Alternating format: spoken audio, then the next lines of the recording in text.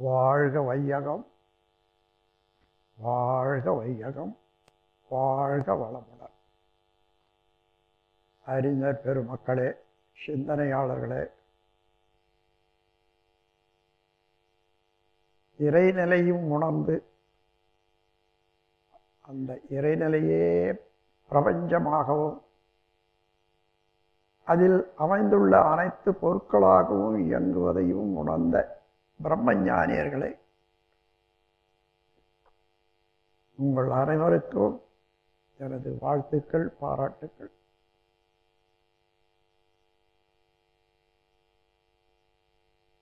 ஏனெனில் இதுவரையில் உலகத்தை பற்றியும் உலகம் அந்த மூலமான இறைநிலையை பற்றியும் தேடி தேடி தேடி இரண்டு பாதைகளை வகுத்தது. ஒன்று விஞ்ஞானம், இன்னொன்று மெய்ஞானம்.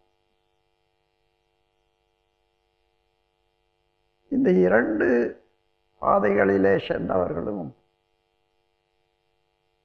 முடிவில் என்ன, அவர்கள் எங்கே செல்ல வேண்டும் என்ற கேள்விதான் என்று, இனி எங்கே செல்ல வேண்டும் என்ற அளவுதான் என்னதே தவிர இப்படித்தான் செல்ல வேண்டும், இதுதான் முடிவு என்று இதுவரை விஞ்ஞானமும் கூறவில்லை, வேதாந்தமும் கூறவில்லை.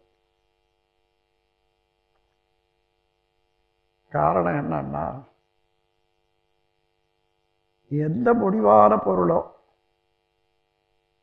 அதற்கு வேதாந்தம் ஒரு பெயர் கொடுத்தது, விஞ்ஞானம் ஒரு பெயர் கொடுத்தது. விஞ்ஞானம் கொடுத்த பெயர் கிராவிட்டி, அதை தினம் வச்சுங்க. வேதாந்தம் கொடுத்த பெயர் பிரம்மம், அதை பல வார்த்தைகளால் தெய்வம் என்றும் கடவுள் என்று சொல்கிறோம்.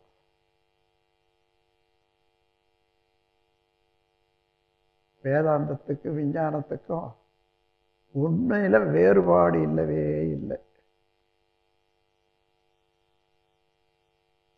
ஒரு மரத்தை பார்க்கிறோம், இது எவ்வாறு உண்டாயிற்று என்று சொன்னால், மரத்துக்கு மூலமான விதை, விதைக்கு மூலமான தொடர் இயக்கங்கள் எல்லாம் கடைசியாக இறைநிலையிலிருந்து அது தன்னிருக்கத்தினாலே துகள்களாகி, அந்த துகள்கள் கூடி சுழலும்போது காந்தமாகி, அதே சுழற்சியே உள்ள தூசுகள் ஒன்று கூடி அணுவாயின. அணுக்கள் தான் பஞ்சபூதங்களாகவும் எலிமெண்ட்ஸ் என்று சொல்லக்கூடிய பேரணுக்களாகவும் உள்ளன. அந்த பேரணுக்களுடைய கூட்டுதான் இந்த மரம். இது விஞ்ஞானம்தான்.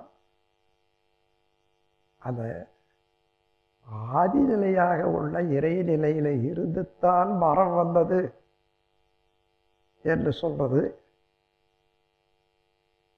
மெய்ப்பொருள் விளக்கமாகிய வேதாந்தம் என்ன சொல்லுது? எல்லாம் அவனேதான், வித்தியாசமே இல்லை.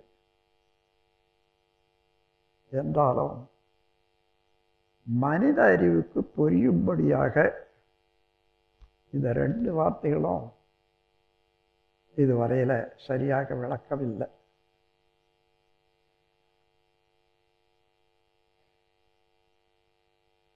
ஏன் என்ற கேள்வியை நானும் எழுப்பினேன்.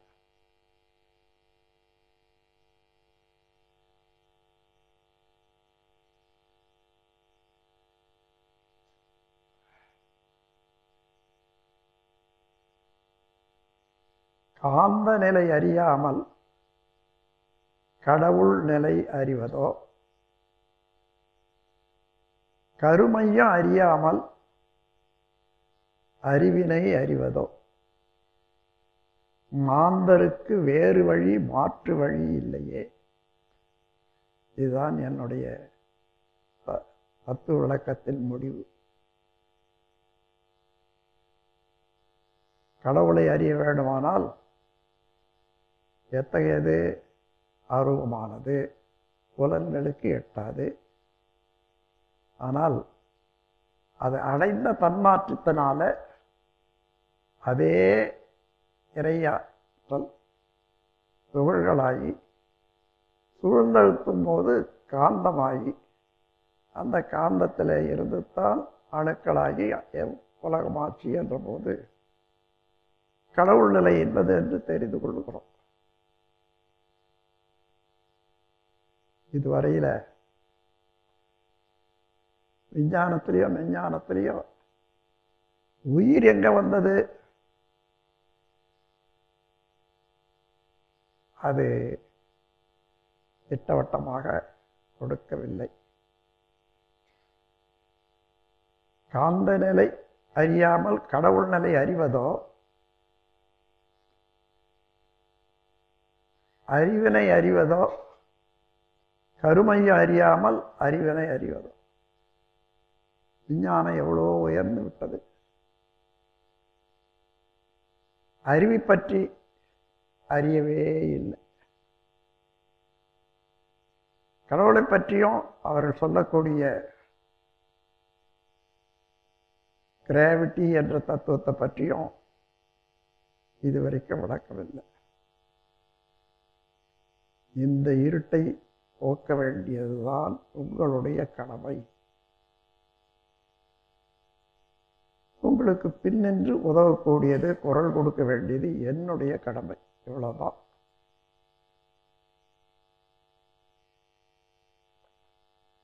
நண்பர்களே, கடவுள் நிலை அறிவதை பற்றிய விளக்கம் நேற்று விரிவாக நாம் பேசிவிட்டோம். எல்லாருக்கும் ரொம்ப நல்லா தெரிஞ்சு போச்சு. அந்த தெளிவு நான் எப்படி விளக்க முடியுமோ அதை விட இன்னும் தெளிவாக விளக்கக்கூடியவர்கள் உங்களில் பலர் உருவாயிட்டீங்க.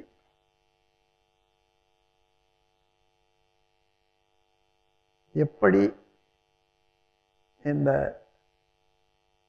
திடமான ஒரு நம்பிக்கை ஏற்படுதுன்னு சொன்னா, இறைநிலையே பிரபஞ்சமாக தன்மாற்றம் அடைந்திருக்கிறது என்ற உண்மையை ஒப்புக்கொண்டால், பிரபஞ்சமாகவும் பிரபஞ்சத்தில் உள்ள எல்லா பொருட்களும், அப்போ ஒவ்வொருவரும் யாரு? அதே இறைநிலையினுடைய ஒரு பகுதி தான். இறைநிலையில் என்னென்ன ஆற்றல்கள் உள்ளதோ அவ்வளவு ஒவ்வொரு மனிதனிடமும் இருக்கிறதே. ஏன் அறிவு வேறுபடுது ஒருத்தருக்கு ஒருத்தர் கேட்டால், அனுபவம் வந்த வரையில், தேவை வந்த இடத்துல விரியுது அறிவு, ஒரு பகுதி விரியுது. பிரிந்த வரையில தான் செயல்பட ஆரம்பிக்குது. அதனால அறிவு இப்பதான் விரிஞ்சதுன்றது இல்லை. முன்னமே பிறந்த போதே அறிவு இருக்கிறது. ஆனா சூழ்நிலையும் உடல் வளர்ச்சிக்கு ஒத்து அந்தந்த உறுப்புகள் இயங்குற போது அதாவது வெளிச்சமாக எடுத்து காட்டும். எல்லாரும் குழந்தையாகத்தான் பிறக்கிறோம்.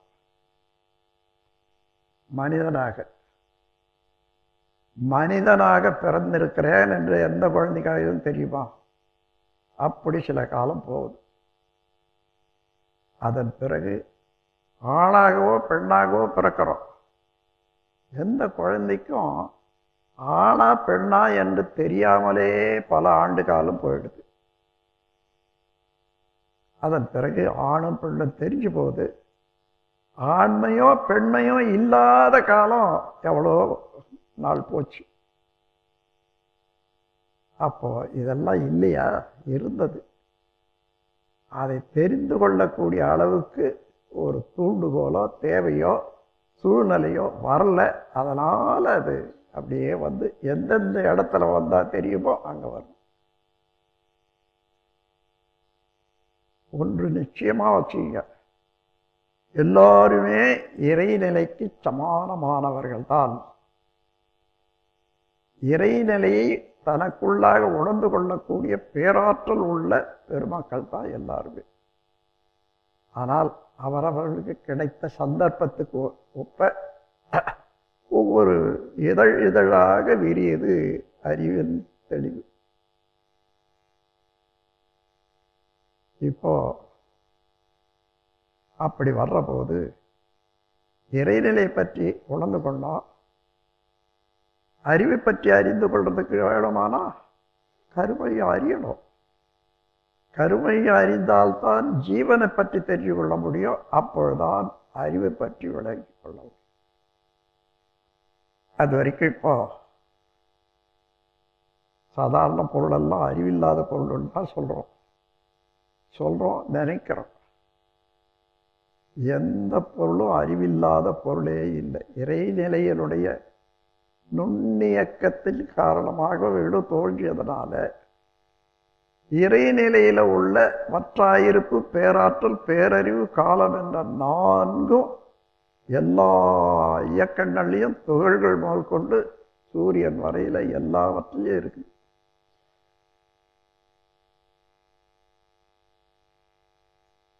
அன்பர்களே, அதுல ஜீவன் என்ற போது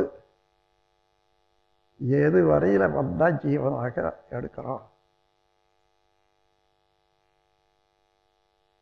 உடல், உயிர், ஜீவகாந்தம், கருமையம், மூளை, உள்ளம், மனம், புலன்கள் 8 இணைந்ததுதான் ஜீவன். ஒரு ஜீவனுடைய இணைப்பு இயக்கம்னா, அதாவது 8 உறுப்புகள், சிறப்புகள் இணைந்து இயங்கினால்தான் ஜீவன். இன்னொரு விசேஷம் என்னன்னா, கடல், நிலம், ஆகாயம் 3லும் வாழ் உயிர்களுக்கு கணக்கெடுத்த 8ல் 1 இயங்கவில்லை என்றால் விடல் வேண்டும் ஜீவன் என்ற பெயரை அதற்கு. இந்த 8 சொன்னமே இல்லையா? உடல், உயிர், சிவகாந்தம், கருமையம், மூளை, உள்ளம், மனம், புலன்கள். இந்த 8ல் 1 இயங்கவில்லை என்று சொன்னா ஜீவன் இல்லை. விடல் வேண்டும் ஜீவன் என்ற பெயரை அதற்கு. வேறு பெயர் ஷடப்பொருளன் உணர்த்திடுதல் ஏதி. ஷடம் என்றாலும் உயிருள்ள பொருள் என்றாலும் ஒரு வித்தியாசத்தை கண்டுபிடிக்கணும். பூண்டி புண்டு போடுற போது அது மேலே ஒரு தக்க ஒன்று இருக்கு, பார்க்குறோம், மிதக்குது. ஏன் மிதக்குது? தண்ணீரில் அழுத்த முடியாத அதில் சிங்கம், நீர்மை இல்லை, அதனால் சுத்தமாக மிதக்குது. அதிலேயே போதிய அளவுக்கு நீர் ஏற்பட்டு விட்டால் அப்போ கூட எது வரையில் மிதக்குமோ அது வரைக்கும் நான் மிதக்கும். ஷடப்பொருள் என்றது அதுதான். உயிர் பொருள் என்பது இந்த எல்லா இயக்கங்களும் சிறப்பாக இயங்கி ஒன்றுக்கொன்று தொடர்பு வைத்துக் கொண்டு இயக்குவது. நாம் வாழ்ந்து கொண்டிருக்கிறோம். உலகிலே பல அறிஞர்கள் வாழ்ந்து கொண்டிருக்கின்றார்கள்.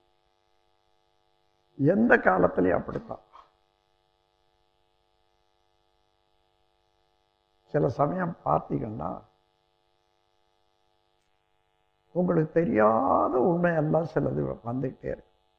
சும்மா உட்கார்ந்து பாருங்க, எத்தனை எண்ணங்கள் வருகின்றன. இந்த எண்ணங்கள்லாம் எங்கே இருந்து வருகின்றன பார்த்தா அவ்வளவு எண்ணங்களும் உங்களுடைய அனுபவத்தில் கண்ட உண்மைகளாகத்தான் இருக்கும். நான் அவ்வளோ காலத்துக்கு முன்னாடி அதை செய்த, இப்போ இந்த எண்ணம் வருதே, அந்த செயலை பதிவு செய்து வச்சது யாரு, எங்கே கொண்டு போய் யார் பதிவு பண்ணாங்க, இப்ப எங்க இருந்து எடுத்து கொடுக்குறாங்க? இது வியப்பான ஆராய்ச்சி தானே. நம்ம எத்தனை பேர் அதை செய்தோம் பாருங்க. உட்கார்ந்துட்டே இருக்கிற போது எத்தனை ஆயிரம் எண்ணங்கள் வருது. அதனால்தான் ஆனந்த கழிப்பு என்று எழுதும்போது, மண்ணான இவ்வரிய மாபெரிய உலகமிசை மனமுடைய மிகச்சிறிய மனித உரு வாழுகின்றேன். எண்ணறிய ஆயிரங்கள் எண்ணங்கள் என்னுளத்தே எழுகின்ற விந்தையினை யார் அறிவார், யார் அறிவார். அதன் பிறகு ஆராய்ச்சியில எல்லாரும் எப்படித்தான் செல்லம் சிறு சிறு செல்கள் சேர்ந்திணைந்து ஒத்துழைத்து சிந்தனை எட்டா செயல்கள் சிறப்புடலில் நிகழ்த்துவன. அவ்வளவும் நடைபெறுத முன்னும் ஒரு துணியான மூலவிந்து நாதத்தால் முழுமையாய் எனது உடல் முற்றறிவன் திருவருளால் சுக்குமமாய் குறுகி நின்று தொடங்கியது தன் வளர்ச்சி. சொல்லறிய மறைபொருளாய் தொடர்ந்து வரும் வினைக்கு ஏற்ப ஆட்சியின்றி ஆளுகின்ற ஐயன் திருவருளால் அன்னை கருப்பை விடுத்து அடைந்து விட்டேன் மண்ணுலகை. சரித்திரத்திலேயே வருதுங்க. அப்படி வந்தபோது உலகத்தை நோக்கி பார்க்கிறோம். அன்னை வர்க்கத்தை பற்றி உலக அறிஞர்கள் விஞ்ஞானிகள் யாருமே அந்த சிறப்பை பற்றி உணர்ந்து பாராட்டினாங்களில்லை. அதுக்கு தக்கவாறு வாழ்வை அமைத்து கொள்ள வேண்டும் என்ற பொறுப்புணர்ச்சியை உலகிற்கு உணர்த்தவே இல்லை. அங்கே ஒரு கவியை கொடுத்துருக்க, கவனிங்க. அது போது எல்லாருக்கும் தேவை. எல்லையற்ற ஆற்றல் உள்ள இறைவன் திரு உள்ளம் என்ன, எவ்வுயிரும் தோன்றுதற்கு ஏற்றதொரு திருவழியாய் வல்லமையாய் பெண்ணினத்தை வடிவமைத்தான் அற்புதமே. பிரபஞ்சமே இறைவனுடைய திருவிளையாடல். அதாவது தன்மாற்றம். பிரபஞ்ச பொருட்களெல்லாம் தன்மாற்றம்னு சொல்லிட்டோம். எல்லாமே இறை நிலையில் தான் வருது. ஆனால் உயிரினத்தை தோற்றுவிக்கக்கூடிய ஒரு சக்தி, ஒரு வழி பெண்களிடத்தான் ஒப்பிச்சுட்டு இருக்குது இயற்கை. மற்றெல்லாம் இயற்கையாக உற்பத்தி ஆகிறது பார்க்கிறோம். ஆனால் உயிரினத்துக்கு அந்தந்த உயிரினத்தினுடைய பெண் வர்க்கத்தில் தான் ஒரு பெண்ணினுடைய உடல்ல தான் வரலாம். இதை மறந்ததுனால என்று ஒரு வழியில் சொல்லலாம். அதை நினைந்து போற்றுவதனால ஐயோ அதை ரொம்ப பாதுகாக்கணும்னுட்டு ஒதுக்கி வச்சுட்டாங்க. ரெண்டு பேரும் செய்தது தப்பு தான். இந்த நிலைமை எல்லாம் உயிரினத்தின் வரலாறு தெரிந்தால் போக்கிவிடலாம். ஏனென்றால் வரலாறுனா என்ன? ஆறுனா வழி, வரலாறுனா வந்த வழி. அதான் வரலாறு.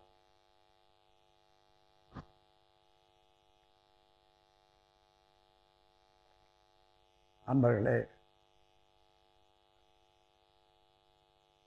ஒவ்வொன்றுக்கும் வரலாறு இருக்குது. இப்போ நம்முடைய வரலாறு நாம் உணர்ந்து கொள்ளமானா இறைவனையும் உணர்ந்து கொள்ளலாம், அறிவையும் உணர்ந்து கொள்ளலாம். இந்த இறைவனுக்கு அறிவுக்கும் அடிப்படையாக உள்ள காந்தத்தன்மையும் உணர்ந்து கொள்ளலாம். இன்னொரு அற்புதமான இயக்கம் உலகத்தில் நடைபெற்று வருது. எல்லாரும் நீங்க கவனிச்சுத்தான் தெரியும். யாரோ ஒருத்தர் ஒரு விஞ்ஞானத்தில் ஒரு உண்மையை கண்டுபிடிக்கிறாரு, அல்லது சாதாரண வாழ்க்கையில் ஒரு தத்துவத்தில் ஒரு உண்மையை கண்டுபிடிக்கிறார். அவர் பாட்டுக்கு அவர் அங்கே சிந்தனை பண்ணிக்கிட்டே இருக்கார். அதே மன அலைச்சூழலில் இருக்கக்கூடிய இன்னொருவர் எங்கே இருந்தாலும் இந்த உலகத்தில் அவருக்கு திடீர்னு ஒரு எண்ணமாக உண்டாகுது. இவர் எவ்வளோ கஷ்டப்பட்டு கண்டுபிடிச்சாரோ அது அப்படியே அவருக்கு தெரிஞ்சு போகும். நீங்கள் ஒரு கவி எழுதியிருக்கல, அந்த கவியை பார்த்தவர்களுக்கு தெரியும் அந்த உண்மை. பாட்டெழுதும் பழக்கமுடான் அறிவு நன்றாய் பண்பட்டு பற்றற்ற நிலையில் நின்றால் நாட்டு மக்கள் தேவை அவன் அறிவில் தோன்றும், நல்வாழ்வுக்கு ஏற்ற முறை அனைத்தும் தோன்றும். எப்படி மேட்டுள நீர் பள்ளம் போய் சேர்தல் போன்று மேதினியோர் ஆராய்வும் முடிவும் தோன்றும். ஏட்டினிலே கை எண்ணம் அகண்டாகாரம் இயற்கை ரகசியம் மலர்ந்து எழுத்தாய் மாறும். எத்தனை எண்ணங்கள் உங்களுக்கு வருது, உங்களுடைய அனுபவத்துக்கு அப்பாற்பட்ட எண்ணங்கள் கூட. அது வேற யாருடைய அனுபவமோ ஆனாலும் அந்த மன அலைச்சூழல் அதே சூழல்ல வந்ததுன்னா அதே எண்ணங்கள் எல்லாருக்கும் உண்டாகும். இவற்றையெல்லாம் அறியணும்னு சொன்னா கருமைய உண்மை தெரிந்து கொள்ளணும். அதனால்தான் கருமையும் அறியாமல் அறிவினை அறிவதோ மாந்தருக்கு வேறு வழி மாற்று வழி இல்லை. வேற எங்கேயாவது ஒரு குறுக்கு வழியில போய் தெரிஞ்சுக்கலாம்னா முடியாது. பணம் கொடுத்து தெரிஞ்சுக்கலாமா?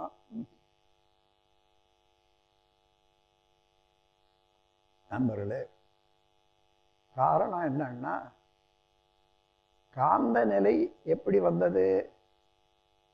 இறைநிலை தன்னிருக்கத்தினாலே துகள்களாயிற்று.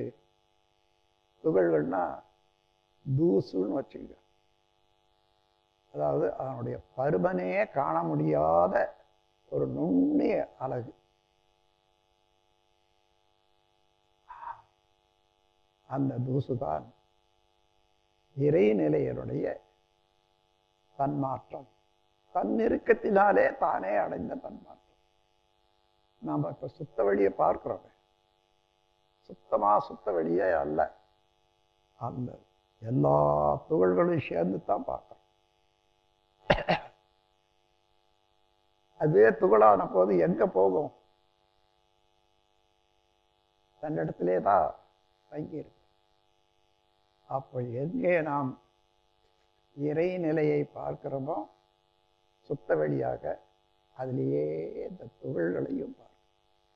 அண்ட வெளி எனும் தூசு அல்லோ என்று ஒரு பெரியவர் பாடுறாரு. அந்த தூசு அதே இறை அழுத்த இறை நிலைக்குள்ளாகத்தானே இருக்கிறது. ஒரு பக்கமா அழுத்துது இறைநிலை, எல்லா பக்கமும் அழுத்துது. அதனால சுழல ஆரம்பிச்சு அந்த சுழற்சியினால பிரபஞ்சத்திலேயே ஒரு பெரிய சக்தியாக மாறி போச்சு. இறைநிலை என்பது இடம், அதுவே துகளான போது பொருள், அதுவே சூழ்ந்தழுத்தி சுழல வைத்து காந்தமான போது இயக்கம். இடம், பொருள், இயக்கம் என்ற மூன்றாக இருப்பது காந்த சக்தி. காந்த சக்தியான பிறகு இறைநிலை அங்கதான் இதுவரைக்கும் பாய்ம பொருளாக இருந்தாலும் எந்தெந்த இடத்துல எந்தெந்த அளவு இயக்க சிறப்பாக வேலை செய்யணுமோ அது காந்தமான பிறகுதான் முடியுது. ஏன்? அது 5 விதமான தன்மாற்றம் அடையும் தன்மைகள் உண்டாகி போச்சு காந்தத்துக்கு. அழுத்தம், ஒளி, ஒலி, சுவை, மனம். அதே நேரத்தில் எது காந்தமானது, இறைநிலை தானே. அதுக்குள்ளதான் இருக்கிறது இந்த ஐந்தும். அதனால எந்த உணர்வையும், ஐந்து உணர்வைகளையும் என்னது என்று உணர்ந்து கொள்ளவும், அதனால் ஏற்படக்கூடிய இன்ப துன்பங்களை அனுபவிக்கவும் எந்த சக்தி ஒரு ஆற்றல் பெற்றதோ அந்த இடத்துல அதைத்தான் மனம்னு சொல்றோம். மனமாக இருப்பது எது? அதுவே அழுத்தம், ஒளி, ஒலி, சுவை, மனம் என்றது ஐந்து தன்மாற்றங்கள். அந்த தன்மாற்றங்களை எல்லாம் உணர்ந்து அனுபவித்துக் கொள்ளக்கூடியது அதோடவே சேர்ந்த. ஏன்னா எல்லாமே அதற்குள்ளாகத்தான் இருக்கிறது. அதான் இறைநிலை. இறைநிலைதான் அறிவுமாக இருக்கு. எல்லாம் வல்ல இறைவன் தான் அறிவாக இருக்கிறான் என்று. கடல்ல அலையை பார்க்கிறோம். அலைகள் என்றால் நீரின் அசைவு. நீர் என்பதை, அலை என்பதை நிறுத்திவிட்டால் அங்க நீர் தான் மிச்சம். அப்போ அலைக்கு உட்பொருளானது எது? நீர். நீர் எப்படி வந்தது? இறைநிலையினுடைய நுண்ணியக்க துகள்களில் இருந்து விண்ணாகி சேர்த்தான் நீர் வந்தது. அப்போ அலையை விட்டு நிலைக்கு வந்தோம் தண்ணி. அதே இறைநிலைக்கு வந்தாச்சு. அப்படி பார்த்தா எல்லாவற்றுக்கும் இறைநிலை தான் அடித்தளமாக இருக்கிறது. இறைநிலைக்கு 4 குணங்கள் இருக்கிறது என்பதை மறக்கவே கூடாது. வற்றாயிருப்பு, பேராற்றல், பேரறிவு, காலம் என்ற வளம் 4 ஒன்றிணைந்த பெருவெளியே தெய்வமாம். தெய்வம் என்றால் என்ன? சாமியம். வற்றாயிருப்பு எப்பொழுதும் குறையாத இருக்கக்கூடிய ஸ்டாக் போர்ட்ஸ் வற்றாயிருப்பு. பேராற்றல், அதை விட இன்னொரு ஆற்றல் இல்லை பிரபஞ்சத்தில். எல்லா பொருளையும் தாங்கிக் கொள்ளவும் இயக்கவும் அதுவே காரணமாக இருப்பதனால. பேரறிவு, அது எங்கு ஊடுருவி காந்த நிலையில ஊடுருவி பாய்ம பொருளாக இருக்கிற போது அந்தந்த இடத்துல அந்தந்த பொருளுக்கு என்னென்ன இயக்கம், என்னென்ன சிறப்பு வேணுமோ அந்த சிறப்பு எல்லாம் அளிக்கக்கூடியது அதுவே இறையாற்றல். அதனால வற்றாயிருப்பு, பேராற்றல், பேரறிவு, காலம், இருக்கும். இருக்கம் அதிகமாகிற போது அதுக்கு மேலே இருக்கும் நினைக்க முடியாத போது விரியுது. இதுதான் ரிப்பல்சிவ் ஃபோர்ஸ். இப்போ இருக்க ஆற்றல், விலக்கு ஆற்றல், ஒரே ஆற்றல் இரண்டாக மாறிவிடுகிறது. இங்கே எல்லா இயக்கங்களையும், பிரபஞ்சத்தில் உள்ள எல்லா இயக்கங்களையும் நீங்கள் பார்த்தீங்கன்னா இந்த இருக்க ஆற்றல், விலக்கு ஆற்றல் தவிர வேற ஒன்றும் இல்லை. ஆனால் ரெண்டு வேற வேற இல்லை. ஒன்றே அழுத்தம், அதுவே மலர்ச்சி பெறும்போது திருப்பி வரும்போது விலக்கு ஆற்றல். இதை வைத்து என்னோட அன்பர்கள் பலர் பேசியிருக்காங்க நியூட்டன் தியரியை பற்றி. இந்த அவர் கண்டுபிடிச்சது ஆகர்ஷண சக்தி. மேலே இருந்து கீழே விழுந்ததுன்னு சொன்னால் பூமியில் ஆகர்ஷண சக்தி இருக்குது, அதனால்தான் ஆப்பிள் விழுந்ததுன்னு சொல்கிறாங்க. அதில் இருந்து ஆகர்ஷண சக்தி தான் பிரபஞ்சம் முழுவதும் இயங்குகிறது. எல்லா பொருளையும் உடையது. இது எவ்வளோ காலமா? நேற்று வரையில் இன்று வரையில் எல்லா விஞ்ஞானிகளும் ஒப்புக்கொள்ளப்பட்டது. இங்கே ஆழியாரில் மாற்றிட்டோம். அதை ஒரே ஒரு கேள்வி, ஆகர்ஷண சக்தி ஒவ்வொரு பொருளுக்கும் இருக்குமே. ஆனால் சூரியன் சந்திரன் முதலிய எல்லா பொருட்களும் இருக்குமே இல்லையோ, அவைகளெல்லாம் ஒன்று ஒன்று இழுத்து கொண்டு ஒன்றாக தானே போடணும். அந்த பிரபஞ்சம் முழுவதும் தனித்தனியாக இயங்க முடியாதே. ஆகர்ஷண சக்தி இல்லை, அப்போ வேற என்ன சக்தி இருக்கும்? அதுதான் self compressive force, self compressive surrounding pressure force. அது தனியாக இருக்கிற போது தன்னையே இறுக்கிக் கொள்ளுகிறது, மற்ற பொருளோடு இருக்கிற போது சூழ்ந்தழுத்தி கொண்டிருக்கிறது. இதுதான் இறையாற்றலுடைய சக்தி. இதை துகள்ல பாருங்க. துகளாக இருப்பது எது? இறையாற்றல். எங்கே இருக்கிறது? இறையாற்றல்ல தான் இருக்கிறது. அது எப்படி சுழலுது? சூழ்ந்தழுத்தத்தினாலே சுழலுகிறது. அப்போ இருப்பது இடம், இறைநிலை. இடத்துல இருந்து பொருளானது இறைநிலை, துகள். அதை சுழல வைக்கிறது இறைநிலை. மூன்று ஆற்றலும் ஒன்றாக இல்லையா பார்க்கிறோங்க. இதை நமது தமிழ்ல ஒரு பழமொழி சொல்லுவாங்க, அந்த ஆள் அவனுக்கு என்ன இடம்பொருள் ஏவல் தெரியாதவன் என்று சுருக்கமாக சொல்லிடுவார். அதாவது பிரபஞ்சத்தினுடைய ரகசியமே தெரியாதவன்ன்றதுக்கு அவ்வளோ சுருக்கமான வார்த்தை. இடம், பொருள், இயக்க என்னது மூன்றாக இருப்பது அந்த துகள்கள் தான், இறைநிலையே தான். அதனால அதற்கு காந்தம் என்ற பெயர் வந்தது. காந்தம்னா ஒரு ஏதேனும் ஒரு பெயர் வைக்கணும் இல்லையா? அன்னைக்கு அவனுக்கு தோன்றியது காந்தம் என்று பெயர் வச்சுட்டான். அதுக்கப்புறம் இன்னும் ஒரு நாட்டில் இருந்து இதுக்கெல்லாம் என்ன சொல்றீங்க, காந்தம்னு சொல்ற தன்மை என்ன, இந்த தன்மையுடைய எங்க இருக்குது? எங்கும் நிறைந்து இப்படி இப்படி இயங்குகிறது என்று விளக்கலாம் பாருங்க.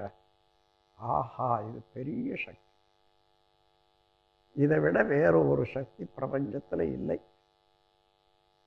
எல்லா இயக்கங்களும் அதற்கு கட்டுப்பட்டதான் சொல்லிட்டு ஆங்கிலத்தில் ஒரு வார்த்தையை போட்டான், மேக்னட். மேகனா மகா என்ற வார்த்தைக்கு மேகனா எந்த இடத்துலையும் வரும். நட்டுன்னா கவர்ந்து இயக்கி கொண்டிருக்கிறது தான் நட்டு, வலை, வலை போன்று. இப்ப காந்தத்தை சரியா உணர்ந்து கொண்டால் இறையாற்றல் சுத்தவெளி, அதுவே சூழ்ந்தல் தன்னிற்கத்தினால துகள்கள் ஆயிற்று, துகள்கள் சுழற்சியினால காந்தம் ஆயிற்று. காந்தம் ஆன உடனே அதுக்கு பேர் ஃப்ளூயிடுன்னு கொடுத்துட்டாங்க. ஃப்ளூயிடுன்னா அது ஒரு திரவம் இல்லை, அலையும் இல்லை, அது நிரம்பக்கூடிய ஒரு பொருள். எந்த இடத்துலையும் ஊடுருவி பாய்ந்து நிரம்பக்கூடிய பொருள். அதற்குள்ளாக எந்த பொருள் வந்தாலும் தடையின்றி ஓடக்கூடிய பொருள். இதற்கு ஆல் பெனிட்ரேட்டிவ், ஆல் பெர்மிடேபிள் என்று சொல்லலாம். இத்தகைய பேராற்றலை இறைநிலை என்று உணர்ந்து கொண்டோம். அந்த ஆற்றல் மூன்று தன்மையாக இப்போ இயக்கத்துக்கு வந்துட்ட போது காந்தம் என்பதாச்சு. இந்த காந்தத்தினுடைய திருவிளையாடல் தான் பிரபஞ்சம் முழுவதிலும் பார்க்கணும். திருவிளையாடல்னா ஒன்றும் இல்லை. திருன்னா தெய்வம் அல்லது இயற்கை. எந்த இடத்துல தெய்வத்தை பற்றி குறிப்பிடணுமோ அங்கே திருன்னு சொல்லுவாங்க.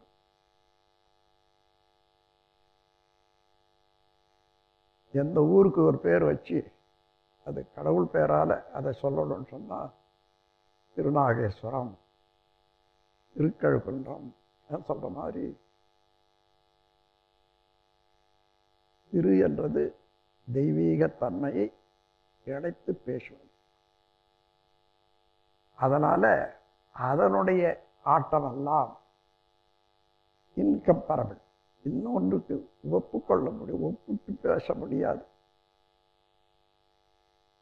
அதனால திருவிளையாடல், இந்த பிரபஞ்சமே திருவிளையாடல். பார்த்துட்டே இருக்கீங்க, ஒரு 2 மணி நேரம் ஆச்சுன்னா கொஞ்சம் சோர்வாக இருக்குது, என்ன படுத்துக்கலாம், படுத்துட்டு தூக்கம் வந்துடும். நீங்கள் கொண்டு வந்ததா தூக்கம்? 2 மணி நேரம் 1 மணி நேரம் ஆன பிறகு வச்சுக்கிறீங்க, எழுந்துறீங்க. நீங்களா வேணும்னா எழுந்தீங்க. இப்படி பார்த்தா எல்லாமே திருவிளையாடல் தான். கையை தூக்கணும்னு நினைக்கிறோம், என்ன பண்ணுறீங்க? கையை தூக்குறேன். யார் கையை? என் கையை தூக்குறையா? இந்த கையில் ஏதாயிலும் நம்ம வேலை ஏதாயிலும் இருக்குதா? இந்த கை உண்டு பண்ணதில் பாருங்க, யாராயிலும் அவங்க கையில் செய்துட்டீங்களா? ஒரு விரலை செய்துக்கிட்டீங்களா? நகத்தை செய்துட்டீங்களா? நம்மதுன்னு சொல்லிக்கிறோம்.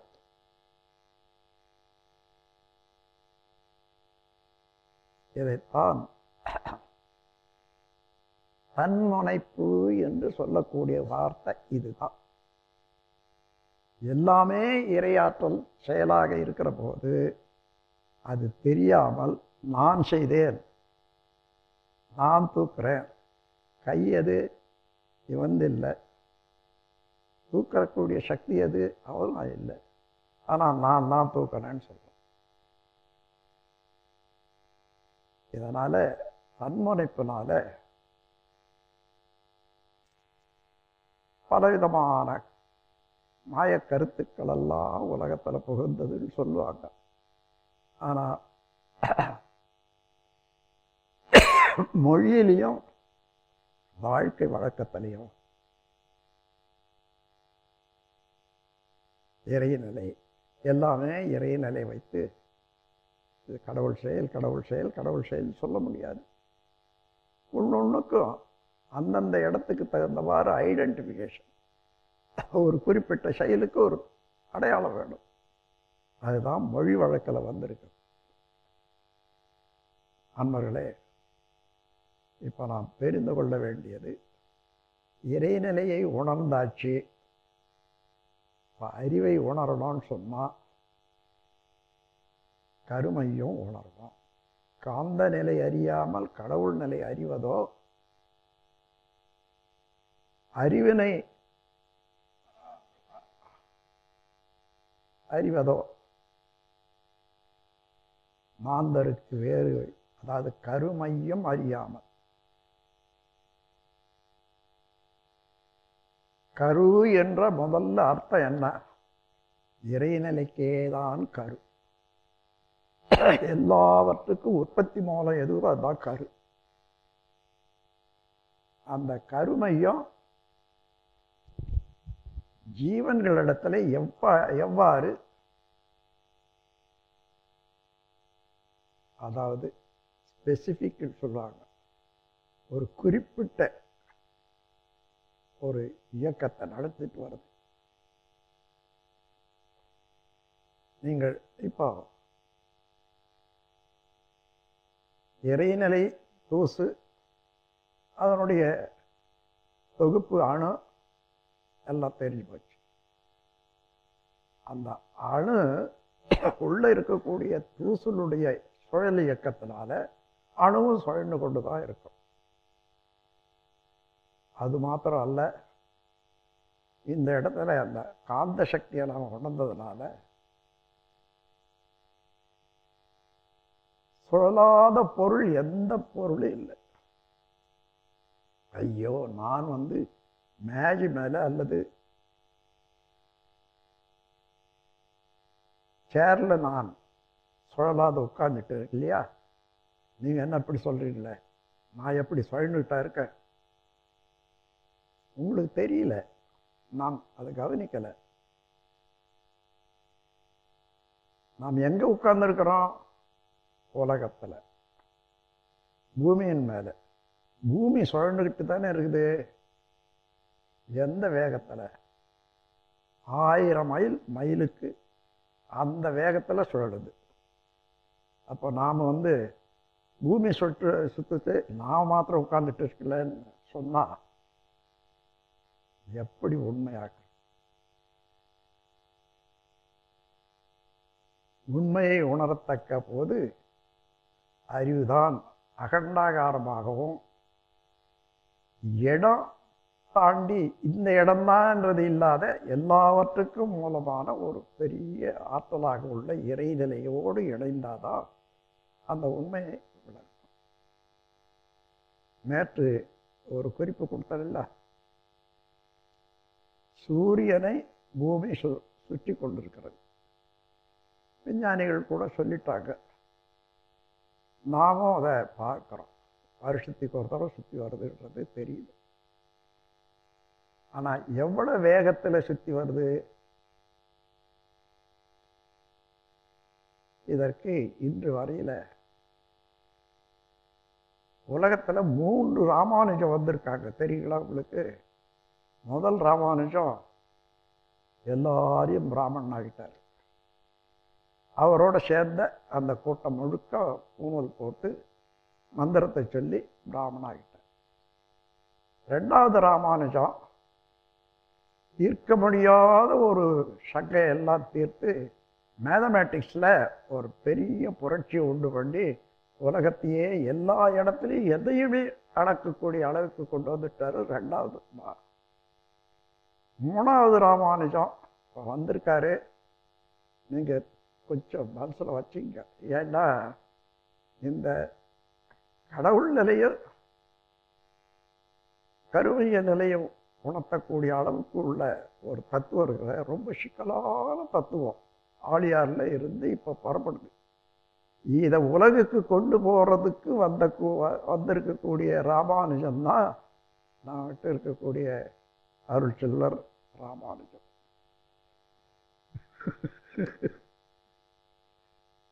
மூன்று ராமானுஜத்தையும் நீங்கள் ஒன்றா பார்த்தீங்கன்னா, ராமானுஜம்னு சொன்னாலே அதான் உலகுக்கு பொதுவான பொருள் சொல்ற அளவுக்கு வருது.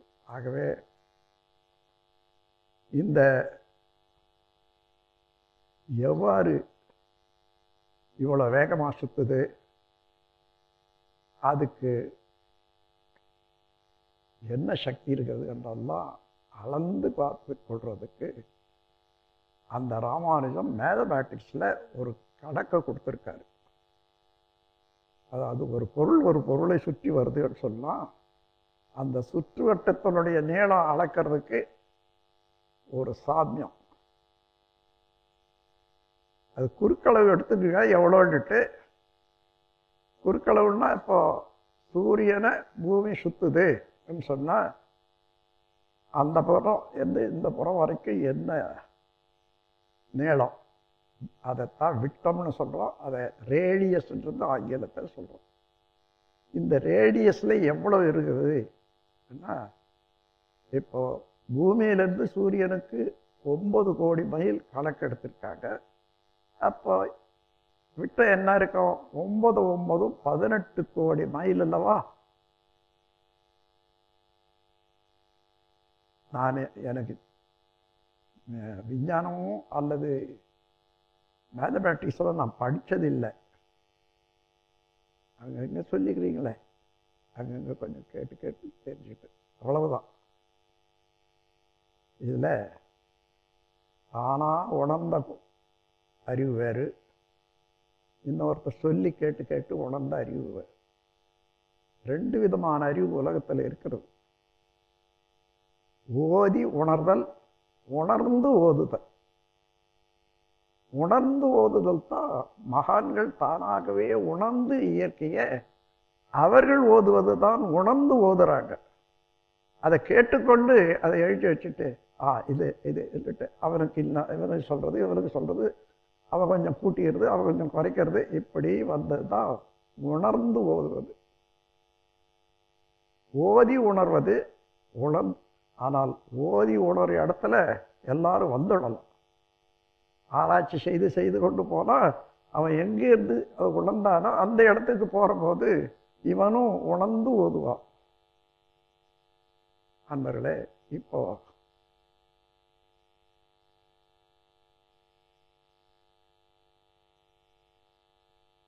துகளை பற்றி தெரிஞ்சிட்டோம்.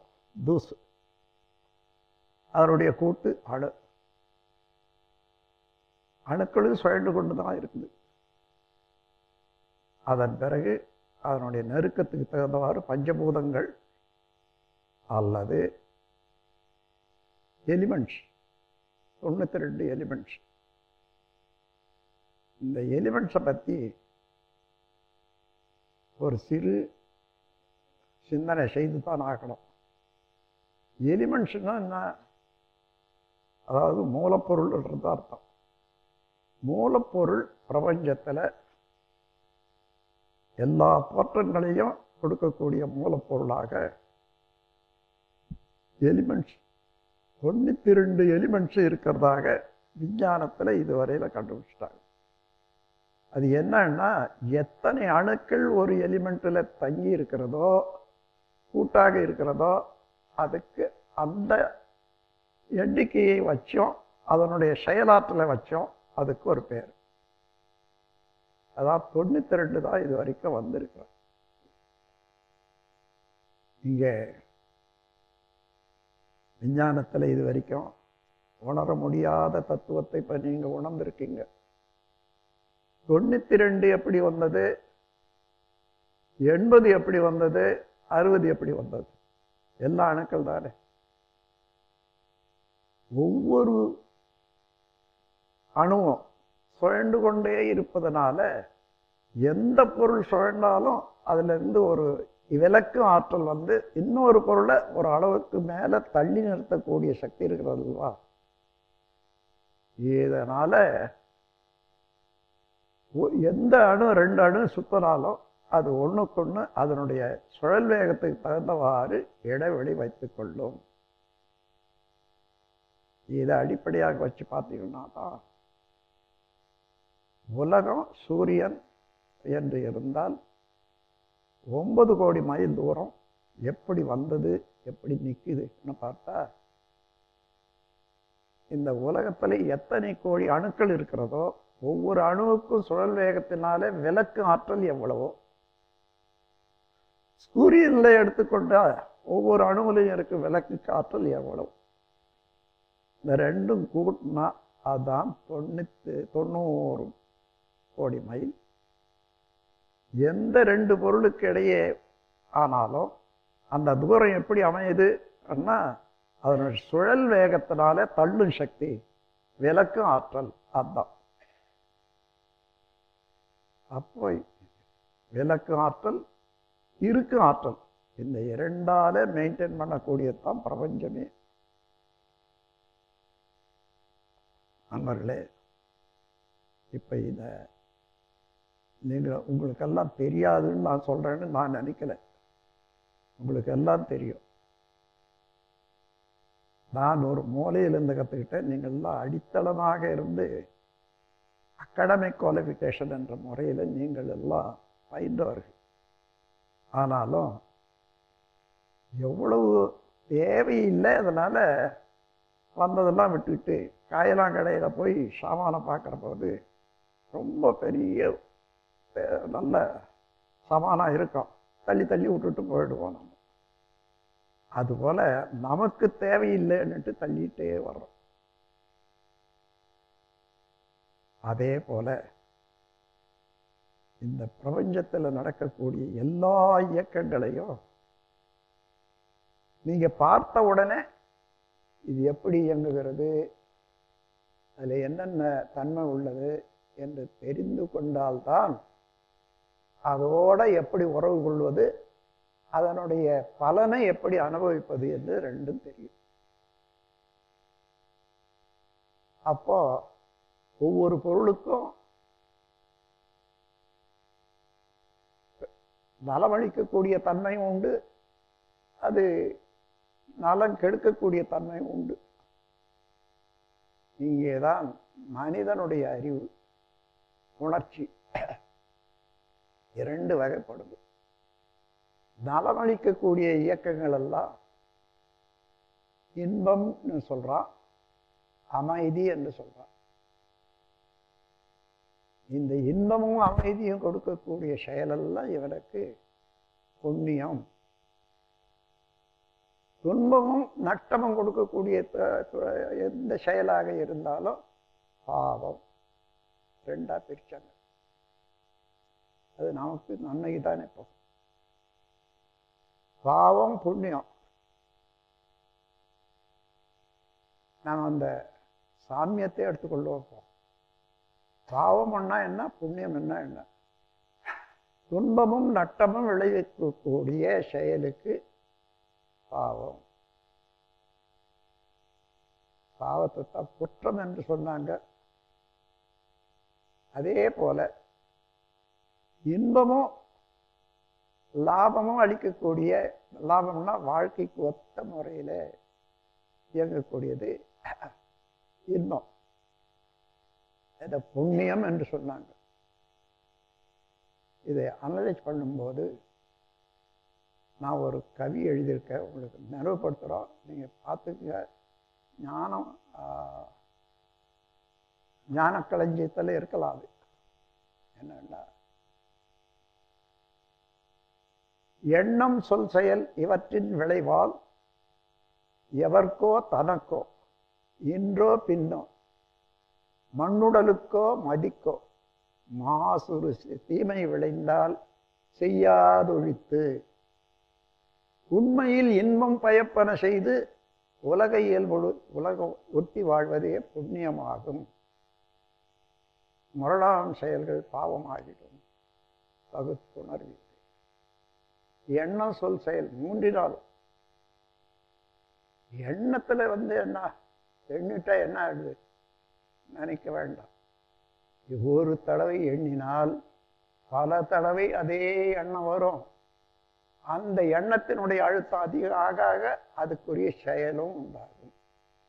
ஆகையினால எண்ணத்தினாலே என்னன்னு சொல்றதுக்கு இல்லை.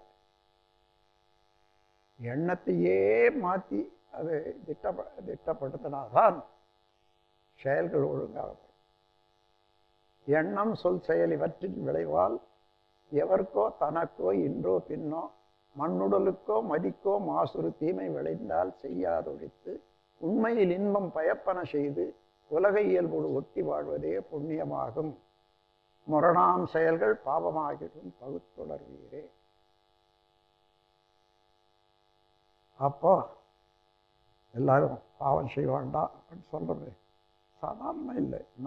அவரவருடைய நன்மைக்காக இதையெல்லாம் பகுத்து பார்த்து சோதனை போட தெரியாதவர்கள் ஆகையினால சாதாரண மக்கள் அதை கணக்கெடுத்தவங்க சொல்றாங்க, இந்த மாதிரி செய்யாதீங்க, இந்த மாதிரி செய்யுங்க. அதை கேட்டு நடக்கக்கூடிய மக்களுடைய தன்மையை பார்த்த இன்னொரு ஆளு கொள்ளைக்காரன். நாமும் இதை போல வாழலாங்க, சும்மா ஒன்றும் இல்லைந்தாலும் சொன்னால் நம்புறான், அவனுக்கு பணம் கொடுக்குறான். இவன் கொல்லாதது இருக்கிறது இல்லாதெல்லாம் போட்டு கவி கட்டி கதை எழுதி அதையே சொல்லி அவனும் வாழலாம். இப்படித்தான் என்று புராணங்கள் வந்திருக்குது. இந்த புராணங்கள்ல எத்தனை கதைகளை பார்க்குறோம். ஏதாயிலும் ஒரு உண்மையான நம்பக்கூடியது இருக்குதா? இல்லை. ஆனால் இதுவரையிலும் நம்பிக்கிட்டே வர்றோம். ஏன்னா அது நமக்கு கொஞ்சம் இன்பமாக இருந்து ஒத்து வருது, நம்ம செயலுக்கு நம்ம குணத்துக்கு. அதனால் அதை எடுத்துக்கொள்கிறோம்.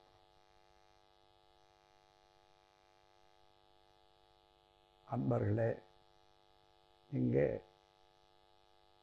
இவ்வளவு அனுபவங்களும் மனிதனுக்கு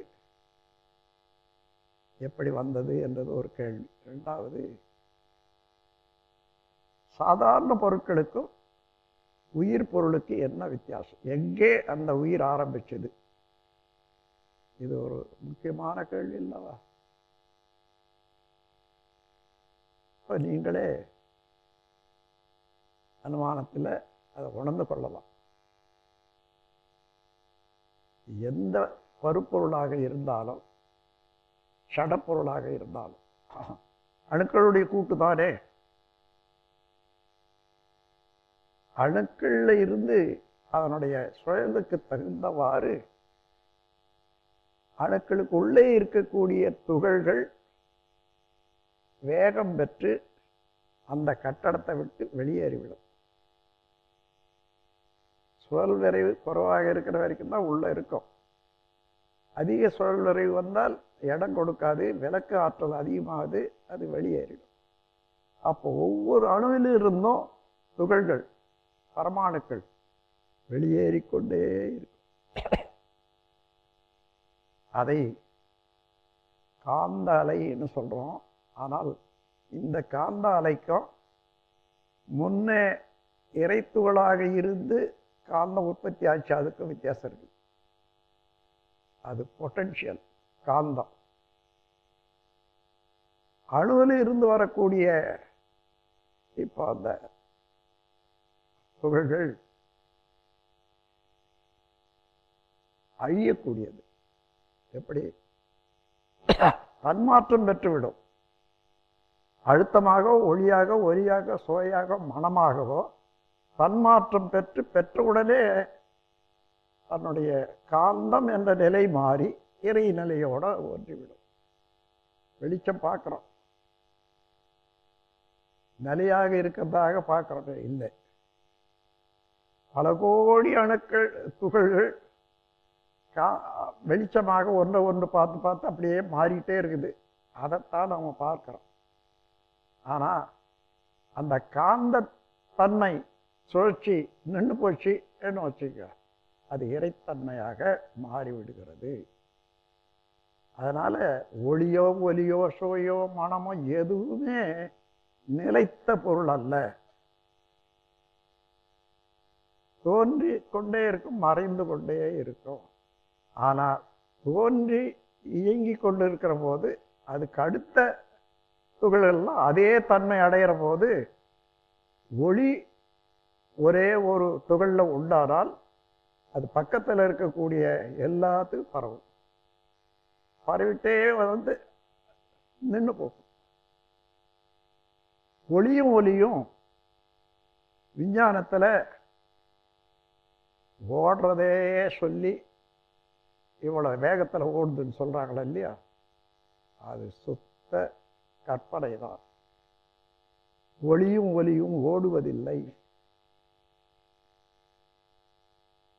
நமக்கு தெரியுது அப்படி.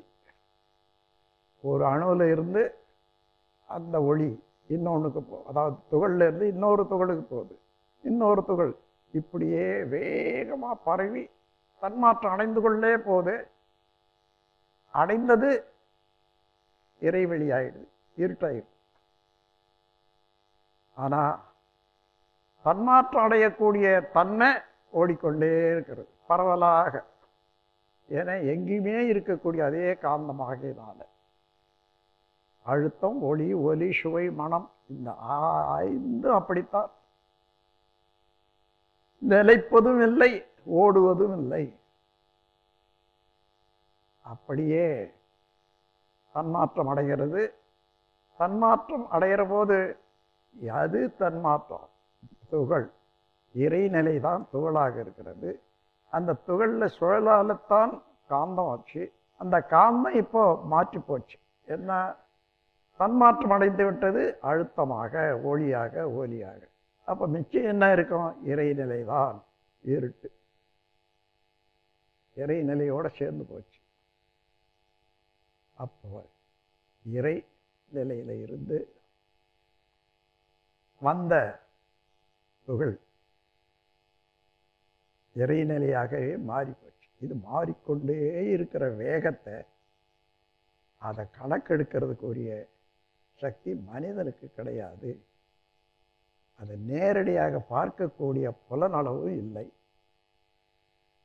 ஆனால் 6வது அறிவின் மூலமாக இங்கே 6வது அறிவு ஒரு புதிராக இருக்கிறது. எங்கேயாயிலும் 6வது அறிவு இன்னது என்று விளக்கம் இது வரைக்கும் கொடுத்துருக்காங்களா? இல்லவே இல்லை. இந்த 5 அறிவோட இப்போ நீங்கள் ஒரு மாட்டை பார்க்குறீங்க, உருவம் பசுமாடு, இந்த வெள்ளை அது கருப்பு, அப்படி இதெல்லாம் வருது. இதெல்லாம் ஆற்றலை கணிக்கிறது தான். பசுமாடு இத்தகையது என்றது அது குணம், அதனுடைய தன்மை, அதனுடைய பயன் ஒன்று இருக்குது இல்லை. அதே நேரத்தில் இந்த பசுமாடு இவ்வளோ விலை போகும், இவ்வளோ பால் கறக்கும் என்று அதை பற்றிய ஒரு அனுமானம் பண்ணுற மாதிரி. இது 6வது அறிவு. எந்த பொருளையோ ஒன்றை பார்க்கும்போது சக்தி தான் செயல்படுகிறது. அதன் பிறகு அதுக்கு 2 சொல்லுவாங்கள்ல, ஷேப் அண்ட் இமேஜ். ஷேப்னா வடிவம், வடிவம் ஆற்றலால் உண்டாகி போச்சு. இமேஜ்னா தன்மைகள், கருத்து. இந்த கருத்து தான் 6வது அறிவாக இருக்கிறது. இப்போ 5 அறிவுக்கு அப்பால நீங்கள் ஒரு காட்டுக்கு போகிறீங்க, ஒரு புலியை பார்த்தீங்க, இங்கே வந்து சொல்கிறீங்க இந்த மாதிரி ஒரு பெரிய புலியை பார்த்தேன். உங்களுடைய அறிவிலையும் இருக்கிறது புலி. நான் கேட்ட பிறகு எனக்கும் ஒரு அளவுக்கு உருவம் வந்தாச்சு. இங்கே பாருங்க, அது 5 புலன்களுக்கு எட்டக்கூடியதா அது. அந்த புலி தொட்டு பார்க்க முடியுமா? அதில் ஏதாவது அடித்தா தெரியுமா? ஒன்றும் இல்லை. 5 புலன்களுக்கு எட்டாது. இது எது? அந்த புலி யாரு? அதான் 6வது அறிவால கொண்ட அனுமானம். பார்க்கும் பொருட்களுக்கெல்லாம் மூலமாகவும் தன்மையாகவும் கருத்தாகவும் இருப்பதுதான் அனுமானம். அது 6வது அறிவு. ஆங்கிலத்தில் அனுமானத்துக்கு என்ன சொல்கிறோம்? அசம்ஷன். அசம்ஷன் தான் 6வது அறிவு. அஸ்யூம் என்ற வார்த்தையிலிருந்து அசம்ஷன் வந்திருக்கிறது.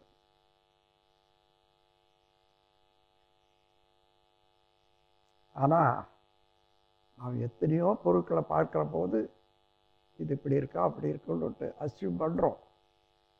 எல்லா இடத்துலையும் அது அசம்ஷன் 6வது அறிவாக, உண்மையான அறிவாக இருக்காது. அப்போ என்ன செய்யணும்? இந்த அசம்ஷன் நாம் அனுமானம் செய்கிறோமே, இந்த அனுமானம் சரியானதானான்னு பிரபஞ்சத்தில் நடக்கக்கூடிய நிகழ்ச்சிகளோடு ஒத்து பார்த்தா சரியாக இருக்குமேயானால் அதுதான் 6வது அறிவு.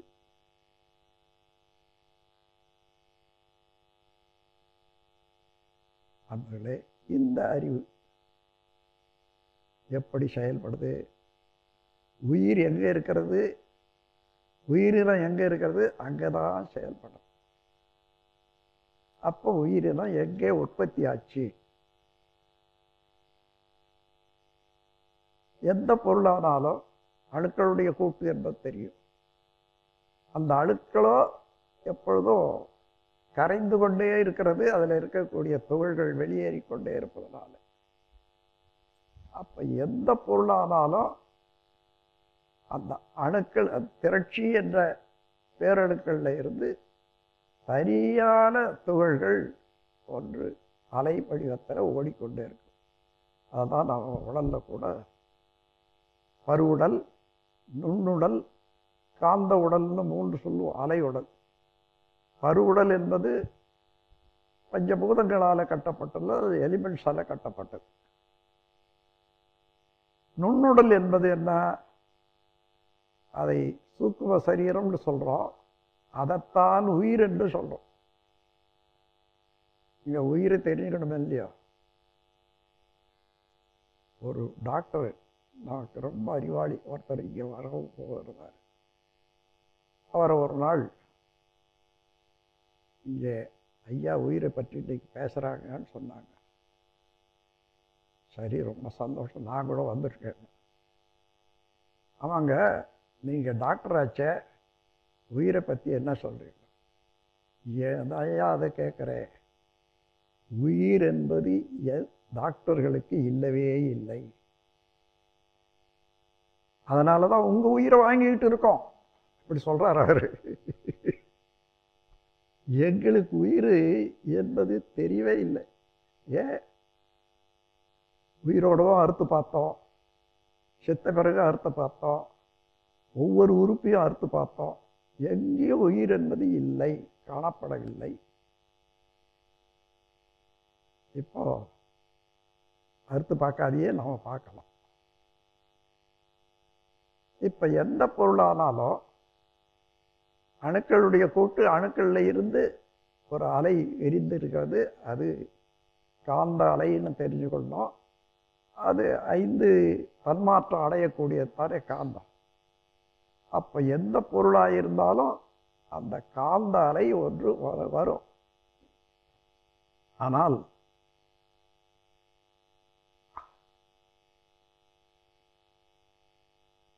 கெட்டிப்பொருள், நீர்பொருள், வெப்பத்தை உண்டு பண்ணக்கூடியது, ரசாயனம், ஸோ ஸ்மெல், டேஸ்ட், இவைகளெல்லாம் வந்துட்டுதுன்னா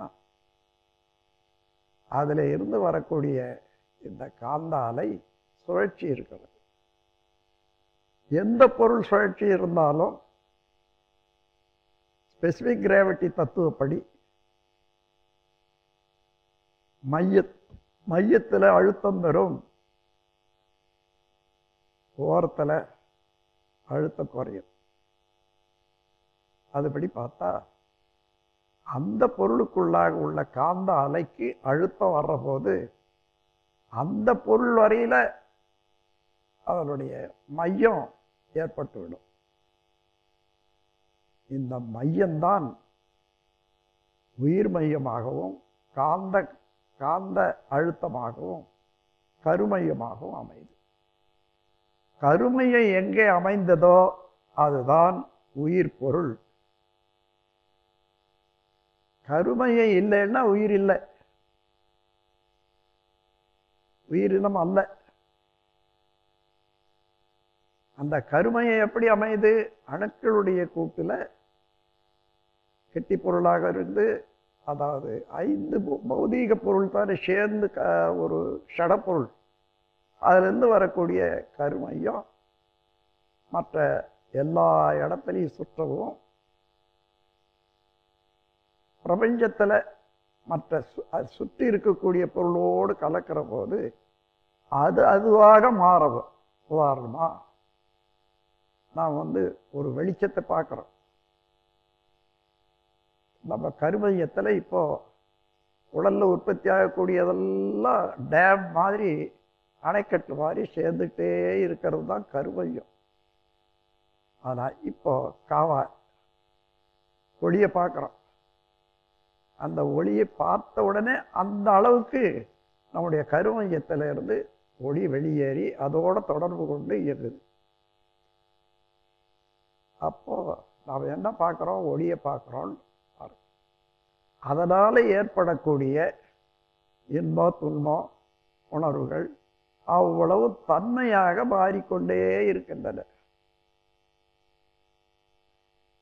இப்போ நீங்கள் சும்மா உட்கார்ந்து இருக்கிற போது என்னென்ன அற்புதம் நடக்குது பாருங்க. எத்தனை எண்ணங்கள் வருது. பிரபஞ்சத்தில் உள்ள எந்த பொருளை பற்றி நினைக்கிறீங்க அல்லது எந்த இயக்கத்தை பற்றி நினைக்கிறீங்க, தானாக வந்து கொண்டே இருக்கிற. அதெல்லாம் நினைக்கக்கூடாது. இன்னும் உட்கார்ந்துட்டு எதுவுமே நினைக்காத இருக்கிறேன்னு யாராயிலும் கொஞ்ச நேரம் சும்மா இருக்க முடியுமா? அப்படி முயன்றவர்கள்லாம் சித்தர்கள் எல்லாம் சொல்லிட்டாங்க, அதுதான் முடியாது. கந்துகு மதக்கரியை வசமா நடத்தலாம், கரடி புலியாயை கட்டலாம். வெந்த ரசம் வைத்து 5 லோகத்தையும் வேதித்து விற்றுள்ளலாம், எல்லாம் செய்யலாம். சிந்தையை அடக்கியே சும்மாவிருக்கின்ற திறனறிது எழுத்தான். இப்போ நம்ம மாற்ற முடியுமா? அதே யாராயிலும் கொஞ்ச நேரம் நான் சும்மா ஆனால் இயங்காத எதையும் நினைக்காத இருக்க முடியும், இருக்க முடியுமா? ஒரே ஒரு இடம்தான் நினைக்க முடியாத இடம், அதுக்கு பேர் மரணம்.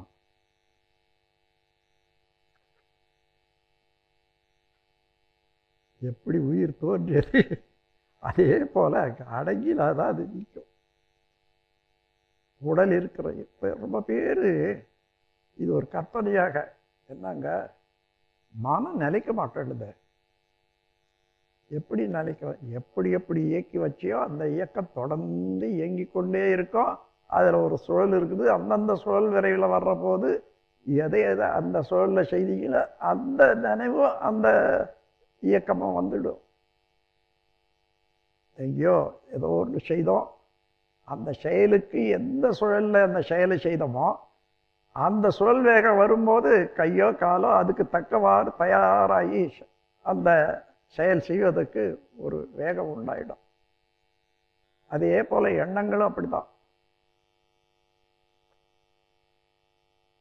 இந்த செயல் வேகங்களை எல்லாம் கவனிச்சா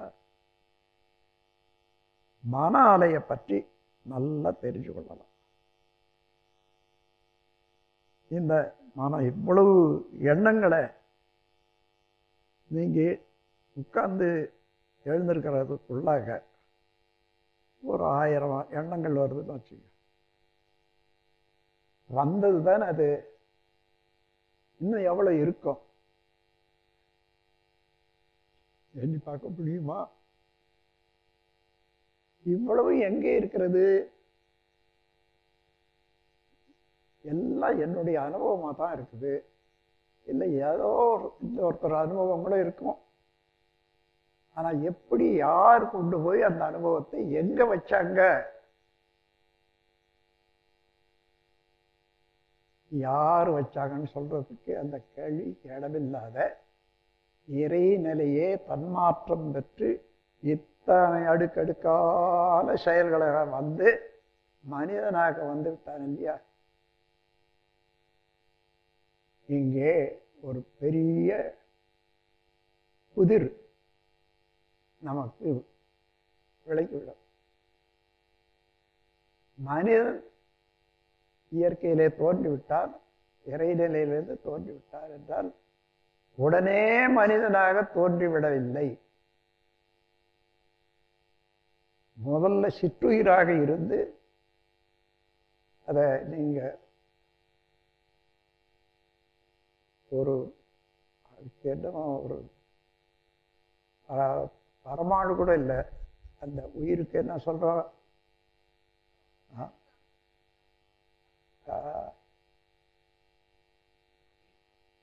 அமீபானா அல்லது அதுக்கு பாக்டீரியா, பாக்டீரியா என்று சொல்றோம். சிற்றுயிர் அது எவ்வளவு இருக்கும் பார்க்க முடியாது.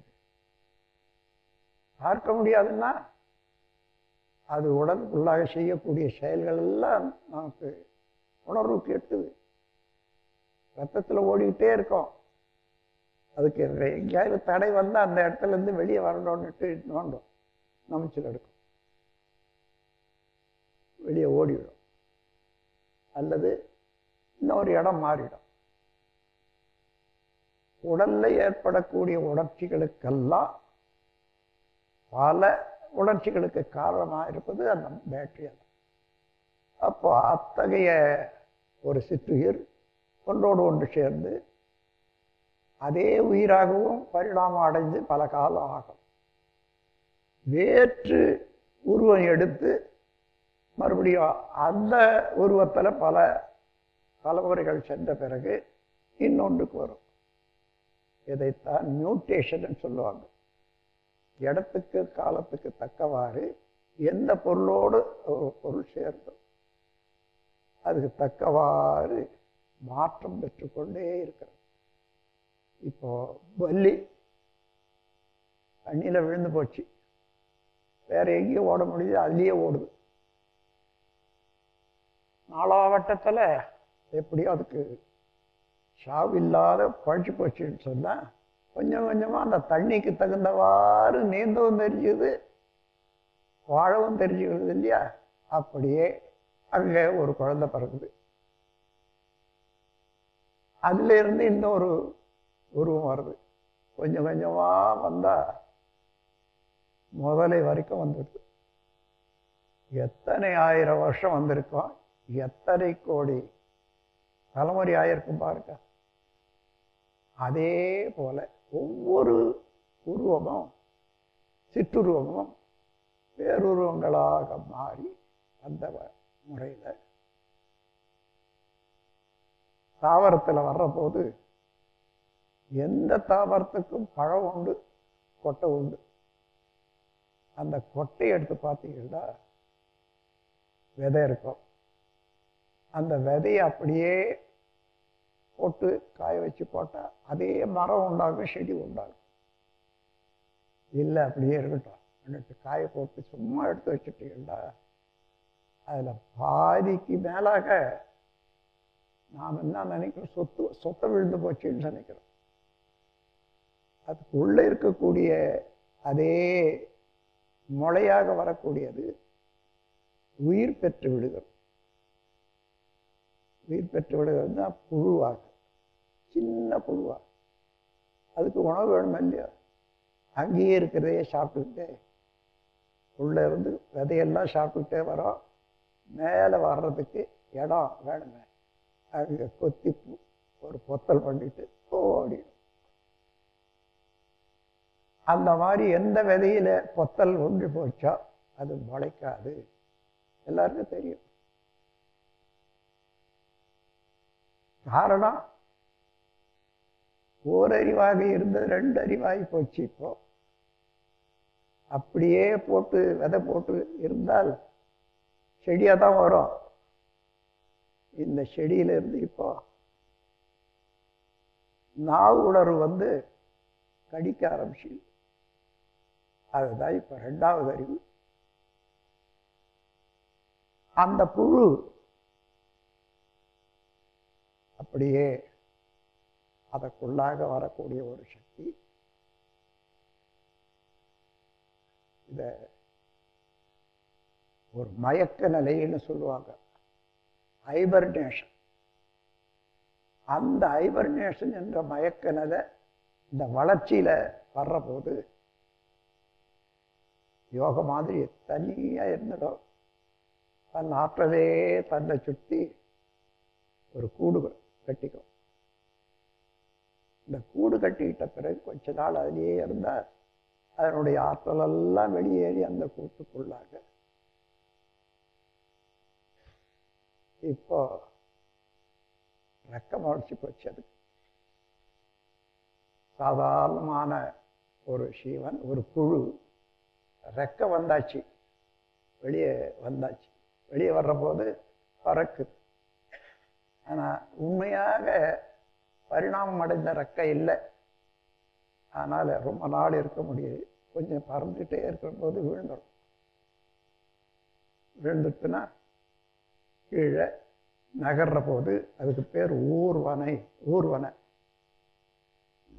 அது இடத்துக்கு தகுந்தவாறு கால்கள் எத்தனை வேணுமோ அத்தனை கால்கள் வந்துடும். ஊராசையா மரவட்டை இதெல்லாம் பாருங்க எத்தனை கால். அப்படி இருந்து அந்த கால்கள் குறைஞ்சி 4 காலுக்கு வந்துடுதுன்னா அனிமல்ஸ். அதற்கு மேலே இன்னும் குறைஞ்சி 2 காலம் வர்ற போது பறவைகளாகவும் மனிதனாகவும் வந்துட்டோம். இந்த மாற்றமெல்லாம் வர்றதுக்கு அந்த சிற்றுயிரில் இருந்து தோன்றிய அந்த கருமையம் இருக்கிறதே, அந்த கருமையமா மாத்திரம் கலையறதே இல்லை. எத்தனை கோடி அனுபவங்கள் வந்தாலும் அதெல்லாம் காந்த அலையினாலே சுருக்கி கருமையத்திலே வைத்துக்கொண்டு அது மாத்திரம் வந்து கொண்டே இருக்கு. அதனால்தான் ஆன்மாவுக்கு அழிவில்லை என்று சொல்லுவாங்க. கருமையம்தான் ஆன்மா என்று கூறக்கூடியது. இந்த எந்த உயிரினத்திலேயும்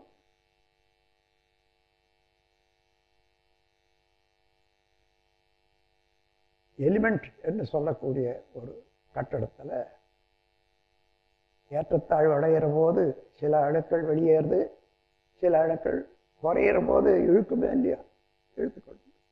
அப்போ எல்லா எலிமெண்ட்ஸும் எப்பொழுதும் மாற்றம் அடைந்து கொண்டேதான் இருக்கிறது. அந்த மாற்றத்துக்கு காரணம் அதில் உள்ள அணுக்களுடைய சுழல் விரைவு கூடுதல் குறைதல். அந்த சுழல் விரைவு கூடுதல் குறைதல் சூழ்நிலையை ஒட்டியது. அதனால எலிமெண்ட்ஸ் இருக்க தனியாகவும் இந்த அணுக்கள் சுழண்டு வருது இல்லையா, அதே உடல்ல தனி அணுக்கள், அதற்கு பேர் உயிர் என்றும் சூக்கும சரீரம் என்றும் சொல்றோம். அதுதான் உயிர் சக்தி, சூக்கும சரீரம். இப்போ பருவுடல் எலிமெண்ட்ஸால கட்டப்பட்டது. நுண்ணுடல் அதிலிருந்து பிரிந்து ஓடக்கூடிய தனி அணுக்களுடைய சுழற்சி. காந்த உடல் அந்த அணுக்கள்ல இருந்து வெளியேறிக்கொண்டே இருக்கக்கூடிய நுண்துகள்கள். இந்த மூன்று இப்ப நமக்கு எல்லா உயிருக்கும் இருக்கும். ஆனா அவங்களெல்லாம் தெரிஞ்சுக்க முடியாது, நாம தெரிஞ்சு கொள்ளலாம். சும்மா இந்த கையை அப்படி கொஞ்ச நேரம் வச்சு பாருங்க, கையிலேயே தியானம்.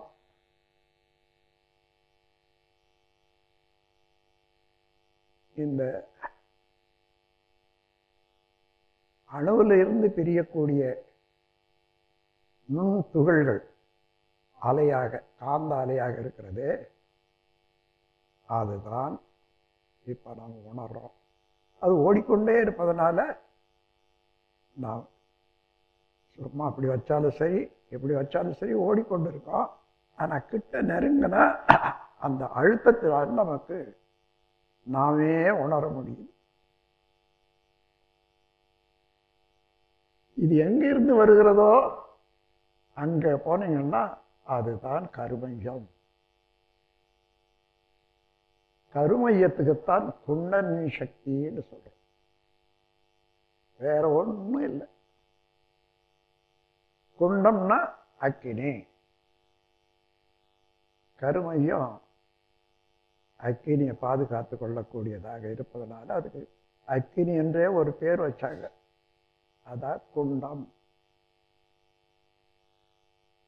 குண்டம் என்ற போது அலி, அது ஆணென்றோ பெண்ணென்றோ சொல்ல முடியாது.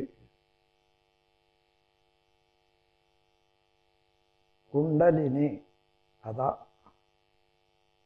ஆகவே இப்போ நீங்க மனமாக இருக்கக்கூடிய இயக்கத்தை, காந்தாலையினுடைய அலைய அந்த சக்தியின் மேலேயே வைக்கிற போது இங்கே உணர்ற மாதிரி அங்க உணர்றதுதான் இப்போ உணர்வு நிலை. அதையே ஃபோக்கஸ் பண்ணா அது குண்டலினி தவம், அகத்தவம். அதனால விரைவாக சுழன்று கொண்டிருக்கக்கூடிய அந்த மன அலை சுழல் ஒரே இடத்துல தங்கி அதனுடைய மூலத்தை நோக்கியே நிற்பதனால குறையுது.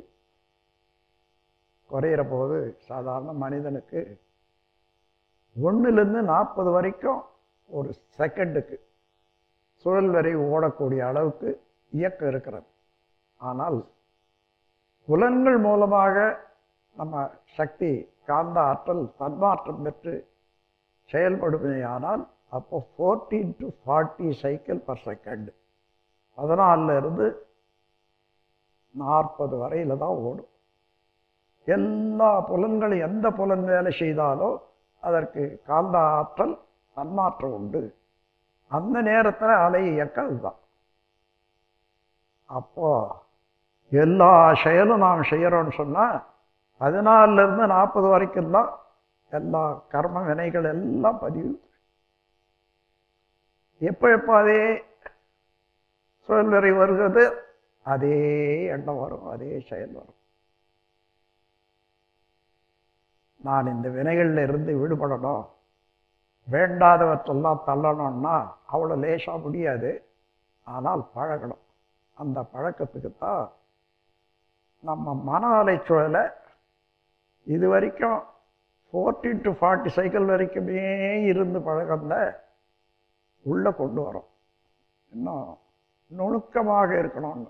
அப்போ என்ன, அதே குண்டலினி சக்தியை, அதாவது மூலாதாரத்தில் இருக்கக்கூடிய கருமையத்தை எழுப்பி அதோட மனதை கூர்மையாக வைக்கிற போது மனதுக்கு 4 விதமான தன்மைகள் உண்டு. ஓர்மை, கூர்மை, சீர்மை, நேர்மை. இந்த தன்மைகளெல்லாம் மனிதனை மனிதனாக மாற்றுவதற்கு உதவியாக இருக்கிறது. மற்ற ஜீவ இனங்களுடைய எண்ணங்களை எல்லாம் மாற்றி அமைச்சு இந்த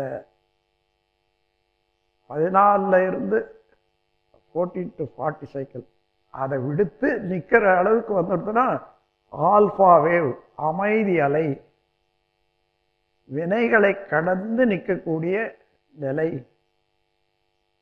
வினை பதிவுகளை கடந்து நிற்கக்கூடிய அலை. அதிலிருந்து பிரபஞ்சம் முழுவதும் எந்த இடத்துல நீங்கள் நினச்சி இருந்தாலும் ஆல்ஃபா வேவ் தான் வரும். அதற்கு மேலாக இந்த பிரபஞ்சத்தையும் கடந்து மூலப்பொருளான இயல்பாக இயற்கையே, இறைநிலையே உணரணும்னா இன்னும் குறையணும். அதுக்கு பேர் டெல்டா வேவ்னு சொல்கிறோம். 1, 2, 3. டெல்டா வேவ்ன்றது சாதாரண நோயாளிகளுக்கெல்லாம் கூட வரும். அங்கே என்ன சொல்கிறதுக்கு, கோமா, ஒன்றும் தெரியாதவனுக்கு.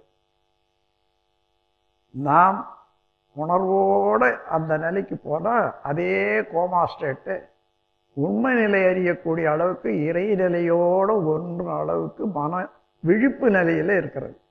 விழிப்பு நிலையில் வரும்போது இறை உணர்வு, விழிப்பு நிலை இல்லாத சாதாரண நிலையில் உள்ளவர்களுக்கு கோமா, மயக்க நிலை.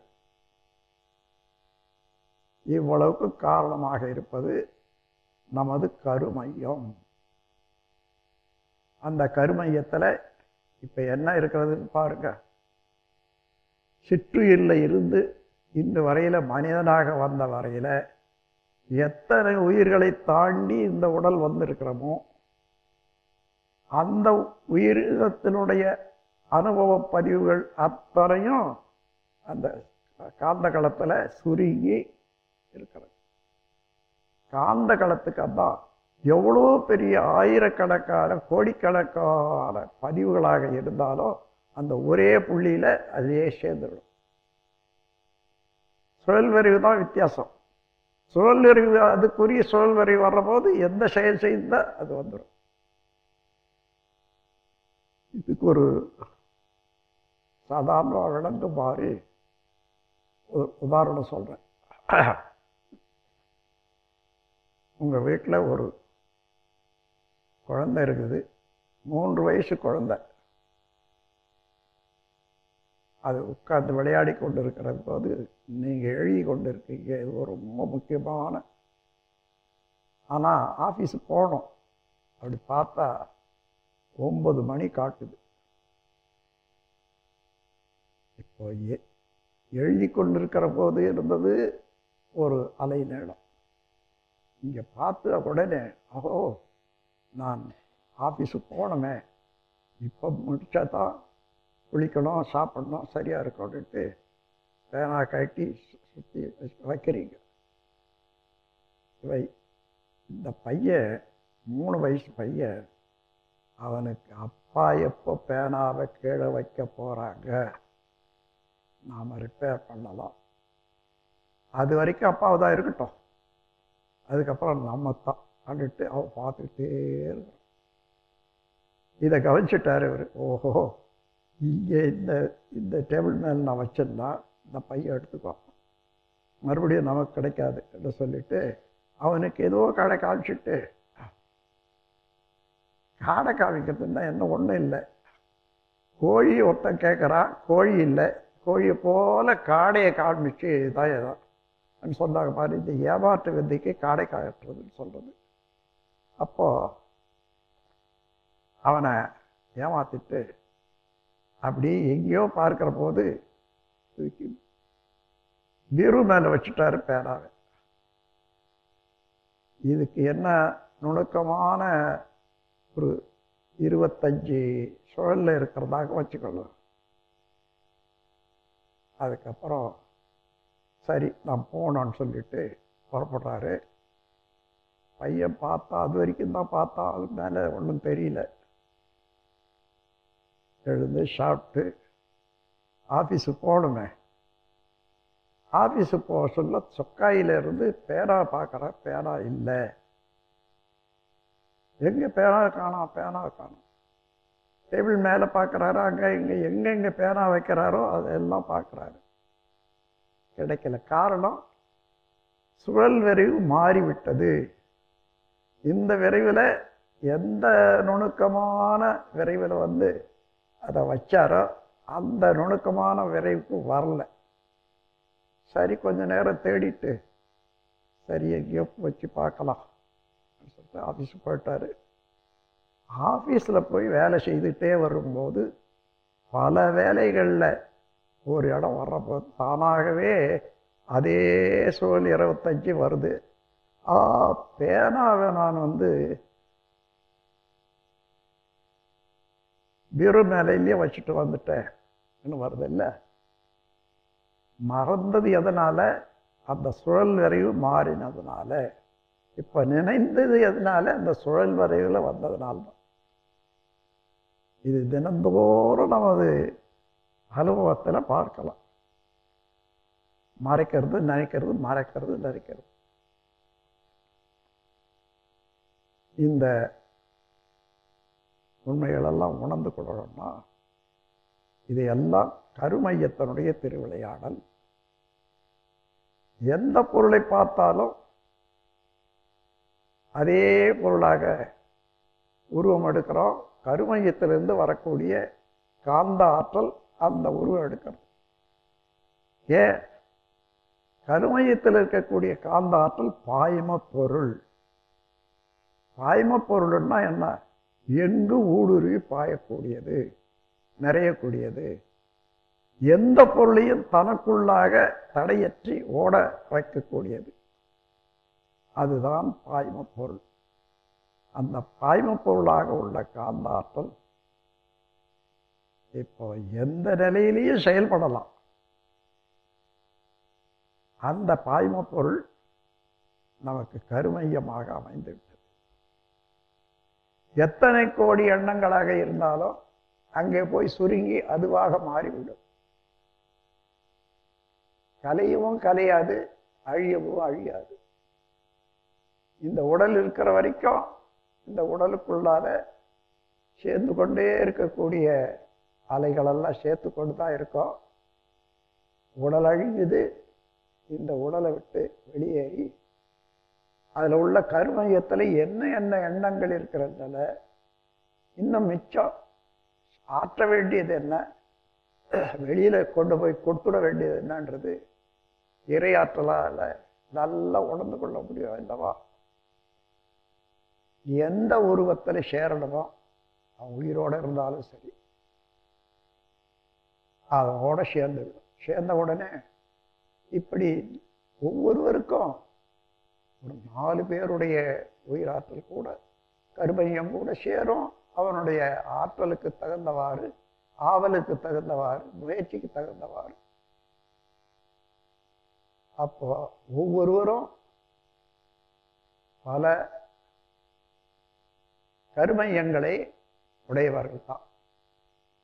நம்முடைய கருமையமோ எத்தனையோ கோடி ஜீவன்களுடைய குணத்தை உடையதாக இருக்கிறது. அதோடு இப்போ எந்த கருமையமும் சேர்ந்து கொள்ளும், அதுக்கு இடம் கொடுக்கும். ஆனால் நோக்கம் செயலுக்கு தக்கவாறு தான் சேருமே தவிர இல்லைன்னா அலைநீளம் உண்டாகாது. சுருக்கமான அலையில தான் உண்மை நிலையை கண்டுபிடிக்கலான்னு தெரிஞ்சுக்கிட்டீங்கல்ல. 1 to 3 இறைநிலையிலேயே விளக்கிடலாம் சொல்லி நாம நினைச்சு அந்த அட்ஜஸ்ட்மெண்ட்டு கொண்டு வந்து செய்யவே முடியாது. நினைக்கிற போது ஒரு அலைநீளம் இருக்குது இல்லையா, அங்கதான் இருக்குமே தவிர நீங்க நினைக்கிற பொருளோடு அது ஒத்து வரவே வராது. அதனால எல்லா அலைநீளத்துக்கும் பழகி கொண்டால் நீங்க என்ன அறியணும்னு நினைக்கிறீங்களோ தானாக அட்யூன்மெண்ட் வரும், அங்கே செயல்படும். நண்பர்களே, நமக்கு அப்பால இருக்கக்கூடியது காந்த கடல் தான். அதனாலதான் நான் ஏதோ என்ற அதை நீங்க செய்றீங்க, நீங்களும் அதே என்றீங்க. சுகி சிவம் என்பது இங்க வந்திருந்தாரு. அவருக்கு ராமானுஜா அவர்கள் ஏதோ பேசிட்டே இருக்க போது சொன்னாரு, இதுதான் ஆச்சரியமா இருக்குதுங்க, அது எழுதியல்ல இருக்கக்கூடிய இதெல்லாம் படிச்சு பார்த்தாரு, இதெல்லாம் எப்படி எழுதியிருக்காரு, இவ்வளவு ஒருத்தர் அனுபவத்துல வர முடியாது சொன்னார். அப்போ இந்த கவியை சொன்னார், பாட்டெழுதும் பழக்கப்படார் அறிவு நன்றாய் பண்பற்று பற்றற்ற நிலையில் நின்றால் நாட்டு மக்கள் தேவை அவன் அறிவில் தோன்றும். ஏன்னா இவன் எந்த தேவையை பற்றி நினைக்கிறானோ அதுக்கு அதே சுழல் வரை உள்ளவன் அங்கே நினைச்சிருப்பான். நாட்டு மக்கள் தேவை அவன் அறிவில் தோன்றும், நல்வாழ்வுக்கு ஏற்ற முறை அனைத்தும் தோன்றும். ஏட்டினிலே மேட்டுளி நீர் பள்ளம் போய் சேர்தல் போன்று மேதினியோர் ஆராய்வும் முடிவும் தோன்றும். ஏட்டினிலே கை எண்ணம் அகண்டாகாரம் இயற்கை ரகசியம் மலர்ந்து எழுத்தாய் மாறும். நாம் சில சமயம் எழுதுறோம் பேசுறோம்னு சொன்னா நாமே எண்ணியது நம்ம அனுபவத்தை பேசுறோம்னு நினைக்க முடியாது. எத்தனையோ பேர் நமக்குள்ளாக பேசிக்கொண்டிருக்காங்க. ஏன்னா காந்த கடல் அத்தகையது, கருமையம் அத்தகையது. ஒரு கருமையத்திலிருந்து அதே சுழல் விரை வர்ற போது இன்னொரு கருமையத்துக்கு தானாகவே அது பிரதிபலிக்கும். ஆகவே கருமைய உண்மையை உணர்ந்தால்தான் அறிவனுடைய தன்மையை உணரலாம். அறிவை பற்றி கேள்வி கேட்டு உணர முடியாது யாரையாயிலும். ஐயா உங்களுக்கு அறிவு இருக்குதா அன்னிட்டு யாராயிலும் கேட்டு அவன் உண்டு இல்லைன்னு சொல்லுவானா?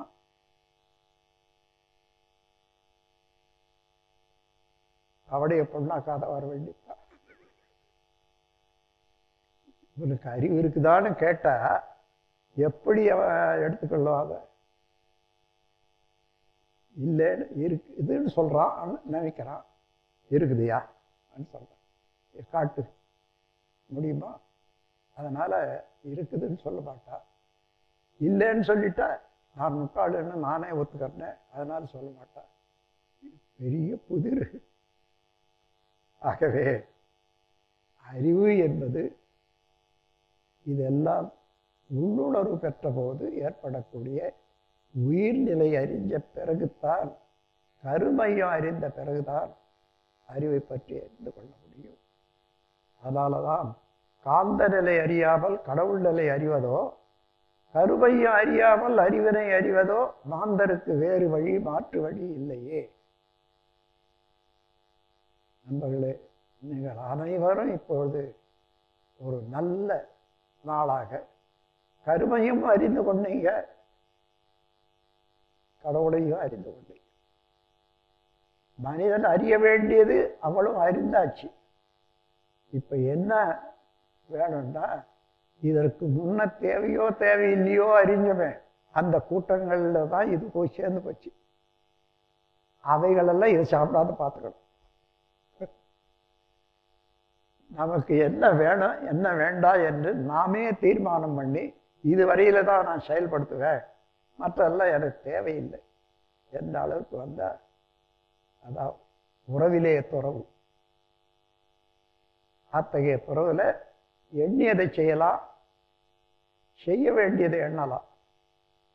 அங்கே மனிதன் மனிதனாக முழு மனிதனாக வாழலாம் என்று கூறி இந்த வாய்ப்பை பெற்ற உங்கள் அனைவருக்கும் என்னுடைய மனமார்ந்த வணக்கத்தையும் வாழ்த்தையும் கூறிக்கொண்டு, நீங்கள் ஒவ்வொருவரும் அறிவின் ஒளிவிளக்காக உலகத்தை திருத்தக்கூடிய ஒரு பேரறிஞர்களாக திகழ இருக்கின்றீர்கள் என்பதை உங்களுக்கு உணர்த்தி நினைவுபடுத்தி கொண்டு இந்த உரையை நிறைவு செய்கிறேன். வாழ்க வளமுடன்.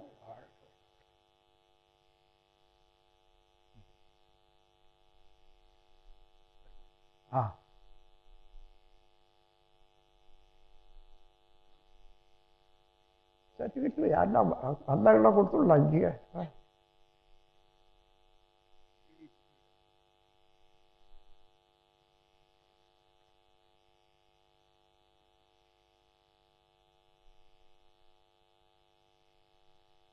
வாழ்க வையகம், வாழ்க வளமுடன்.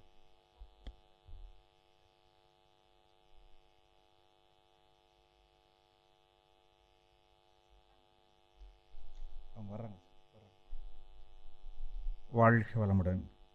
நாம் இதுவரை இன்று கர்மயம் என்பது பற்றிய குடல்ல இருந்து சிறு குடல் இழுக்கும்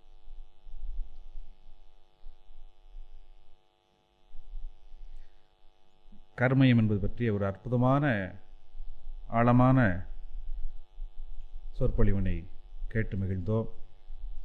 ஏதோ இதுவரை நம்முடைய கர்மயமே நமக்குள்ளே இருந்து பல செய்திகளை சொல்லி சேகரித்தது போல மகரிஷி அவர்கள் நமக்குள்ளாக இருந்த ஒவ்வொரு கருமையத்தையும் தூண்டிவிட்டு அதனுடைய எழுச்சிகளையெல்லாம் நம்மை நாமே அனுபவிக்க வைத்தார் என்றுதான் சொல்ல வேண்டும். அது முதலில் அவர்கள் ஆரம்பிக்கும்போது சொன்னார்கள், நான் எப்படி உணர்ந்தேனோ அப்படி உணரக்கூடிய பலர் இங்கே இருக்கிறீர்கள் என்று சொன்னார்கள். உண்மையிலே அது கேட்பதற்கு நமக்கு மகிழ்வாக இருந்தது. இந்த கர்மயத்தை பற்றி ஆழமான கருத்தினை இந்த மகரிஷி அவர்கள் நமக்கு பல வகையிலும் விளக்கிச் சொன்னார்கள். அது எப்படி உருவாகிறது, அந்த நிலையிலே ஒரு வார்த்தை அவர்கள் சொன்னார்கள், உணர்ந்து ஓதுதல், ஓதி உணர்தல். அவர்கள் இதுவரை தான் உணர்ந்ததையெல்லாம் நமக்கு ஓதிவிட்டார்கள். நாம் இதுவரை கேட்டுக்கொண்டிருந்தோம், உணர்வதற்கு முயற்சி செய்கிறோம். அவர்கள் உணர்ந்த அளவிலே நாமும் உணர்வதற்கு மீண்டும் அவருடைய அருளையே நாம் நாடுகிறோம். உயிரை பற்றி இன்று நமக்கு அற்புதமாக சொன்னார்கள். அதிலும் அந்த இறைத்துகளை பற்றி சொல்லும்போது அந்த இறைத்துகளின் 2 வகையான தன்மைகளையும் நமக்கு அற்புதமாக விளக்கினார்கள். அது ஒன்று சேர்வதற்கு முன்னரே இந்த சுத்தவெளி இறைத்துகளாகவே எங்கும் காட்சியளித்த போது அது சுழலுகின்ற தன்மையிலே அது காந்தமாக இருக்கின்றது. எப்பொழுது அந்த காந்தம் அந்த இறைத்துகள் ஒன்று சேர்ந்து விண்ணாக அது வேதான் என்ற நிலையிலே மாறி மீண்டும் அது சுழல்கின்ற போது அங்கிருந்து தெரித்து வெளியே வருகின்ற போது அது மாற்றமடையக்கூடிய நிகழ்ச்சியிலே தான் அது தன்மாற்றமாக அழுத்தம் ஒளி ஒளி சுவைமனமாக மாறி அங்கே அது மின்காந்த நிலையை உருவாக்குகிறது என்று சொல்லி 2 வேறுபட்ட நிலைகளை நமக்கு இன்று அற்புதமாக விளக்கினார்கள். ஆகவே முதல் வகை காந்தம் அது தனித்தனியாக ஒன்று சேருவதற்கு முன்னர் இருந்து சுழன்று வந்தது. 2வது வகையிலே அது மின்சாரமாக மாறி தன்மாற்றம் அடையக்கூடிய நிலை, அது 2வது வகையிலே அது விண் என்ற நிலை வந்து அதன் பின்னர் வந்த நிலை. இன்று நமக்கு அந்த கருத்தை நமக்கு ஆழமாக நமக்கு செறிபிடித்தினார்கள். மேலும் இந்த ஒளி ஒளி ஓடுவதில்லை. ஆம், விஞ்ஞானத்தில் கூட இன்னும் அந்த கருத்து சரியாக வரவில்லை. ஏனென்று சொன்னால் விஞ்ஞானத்தில் இடையிலே இந்த ஈத்தர் என்பதை விட்டுவிட்டார்கள், வேண்டும்போது சேர்த்துக்கொள்வார்கள். ஆகவே மகரிஷி சொல்லக்கூடிய இந்த கருத்து ஒரு அற்புதமான கருத்து. அது ஓடுவதில்லை, அங்கங்கு அடுத்த பொருளுக்கு தன்னுடைய ஆற்றலை மாற்றிவிடுகிறது. எல்லா இடத்திலும் அந்த இறைத்துகளை நிரம்பி இருப்பதால் ஒரு இறைத்துகளுக்கு கிடைக்கக்கூடிய ஆற்றல் அடுத்த இறைத்துகளுக்கு மாற்றிவிடுகிறது. அப்படியே மாறி மாறி மாறி மாறி மாறி அது ஒரு நிகழ்ச்சியாக ஓடிக்கொண்டிருப்பதாக நாம் உணர்கிறோம். இது ஒரு அற்புதமான ஒன்று. இது விஞ்ஞானத்தில் ஆய்வு செய்து வருகின்ற போது இது பலரது சிந்தனையை தூண்டக்கூடிய ஒன்று. 6வது அறிவு என்பதற்கும் நமக்கு அரட்டந்தேவர்கள் அற்புதமாக சொன்னார்கள். அது ஒரு அனுமானம் என்ற நிலையிலே, அந்த அனுமானம் நம்மை சுற்றி இருக்கக்கூடிய பொருளோடு நாம் ஒத்து பார்க்கின்ற போது, அது சரியாக இருக்கின்ற போது அது முழுமை பெறுகிறது. அடுத்ததாக நமக்கு அருட்தந்தை அவர்கள் சொன்னது, இந்த கருமையத்தை பற்றி சொல்லும்போது இன்னொன்று அற்புதமாக சொன்னார்கள். அது ஒரு டேம் மாதிரி, எல்லாவற்றையும் அது சேர்த்து கொண்டே இருக்கும். அடுத்ததாக நம்முடைய ஆன்மாவை பற்றி சொல்லும்போது அற்புதமாக சொன்னார்கள். இந்த ஆன்மா அழிவற்றது. அது எப்படி சாதாரண ஒரு மைக்ரோப் என்ற நிலையிலிருந்து சிற்றுயிர் என்ற நிலையிலிருந்து தொடர்ந்து பல வகையான மாற்றங்களை பெற்று பல வகையான உயிரினங்கள் மூலமாக அந்த ஆன்மா தொடர்ந்து வந்து இன்று நம்மோடு இருக்கிறது. மேலும் அவர்கள் சொல்லும்போது சொன்னார்கள், இது நம்மோடு ஒரு ஆன்மா மட்டுமல்ல, இதை ஒத்து எத்தனையோ கருமையங்கள் கூட கூடியிருக்கலாம் என்று சொன்னார்கள். ஆம், நாம் எந்தெந்த நிலைக்கு செல்கிறோமோ அந்த நிலைக்கு ஏற்ப அதை ஒட்டி இருக்கக்கூடிய ஆன்மாக்கள் நம்மோடு தொடர்பு கொள்கிறது. இந்த அலை நீளத்தை பற்றி சொல்லும்போது சொன்னார்கள், புலன் அளவிலே நாம் நின்று கொண்டிருக்கும் போதெல்லாம் நாம் அந்த பீட்டா அலையில் இருக்கின்றோம். எப்பொழுது சிந்தனை ஆற்றல் அமைதி பெறுகிறதோ, ஓர்மை, கூர்மை, சீர்மை, நேர்மை என்ற நிலையில் வருகின்ற போது அது அந்த ஆல்ஃபா 8-13 என்ற நிலையிலும், மேலும் அது பிரபஞ்சத்திலே நிலைத்து நிற்கின்ற போது அது 4-7 என்ற நிலையிலும், இந்த பிரபஞ்சத்தை தாண்டிய நிலையிலே அந்த வெளியோடு வெளியாக மனம் கலந்து நிற்கின்ற போது அது 1-3 என்ற நிலையையும், அது சாதாரணமாக ஒரு வியாதிஸ்தருக்கு கோமா நிலையிலே கூட வரலாம். ஆனால் அதுவே விழிப்பு நிலையிலே அது வந்துவிட்டால் அதுதான் இறையுணர்வு என்று சொல்லி அந்த இறையுணர்வுக்கான ஒரு ஆழமான தன்மையை நமக்கு உணர்த்தினார்கள். ஆக விழிப்பு நிலையிலே ஒரு மனிதனுக்கு 1-3 என்ற நிலை வருமானால் அதுதான் அந்த மனிதனுக்கு அவன் பெறுகின்ற இறை உணர்வு நிலை என்பதை நமக்கு இன்று தெளிவாக நமக்கு கொடுத்தார்கள். இப்படி நமக்கு இன்று பல சிந்தனைகளையும் நமக்கு ஆழமாக கொடுத்தது உண்மையிலே நாமெல்லாம் ஒரு பெற்ற ஒரு பெரும் பேறுதான். ஆக அவர்கள் கொடுத்த செய்திகளை எல்லாம் நாம் நம்முடைய கருமையத்தில் வாங்கி வைத்திருக்கிறோம்.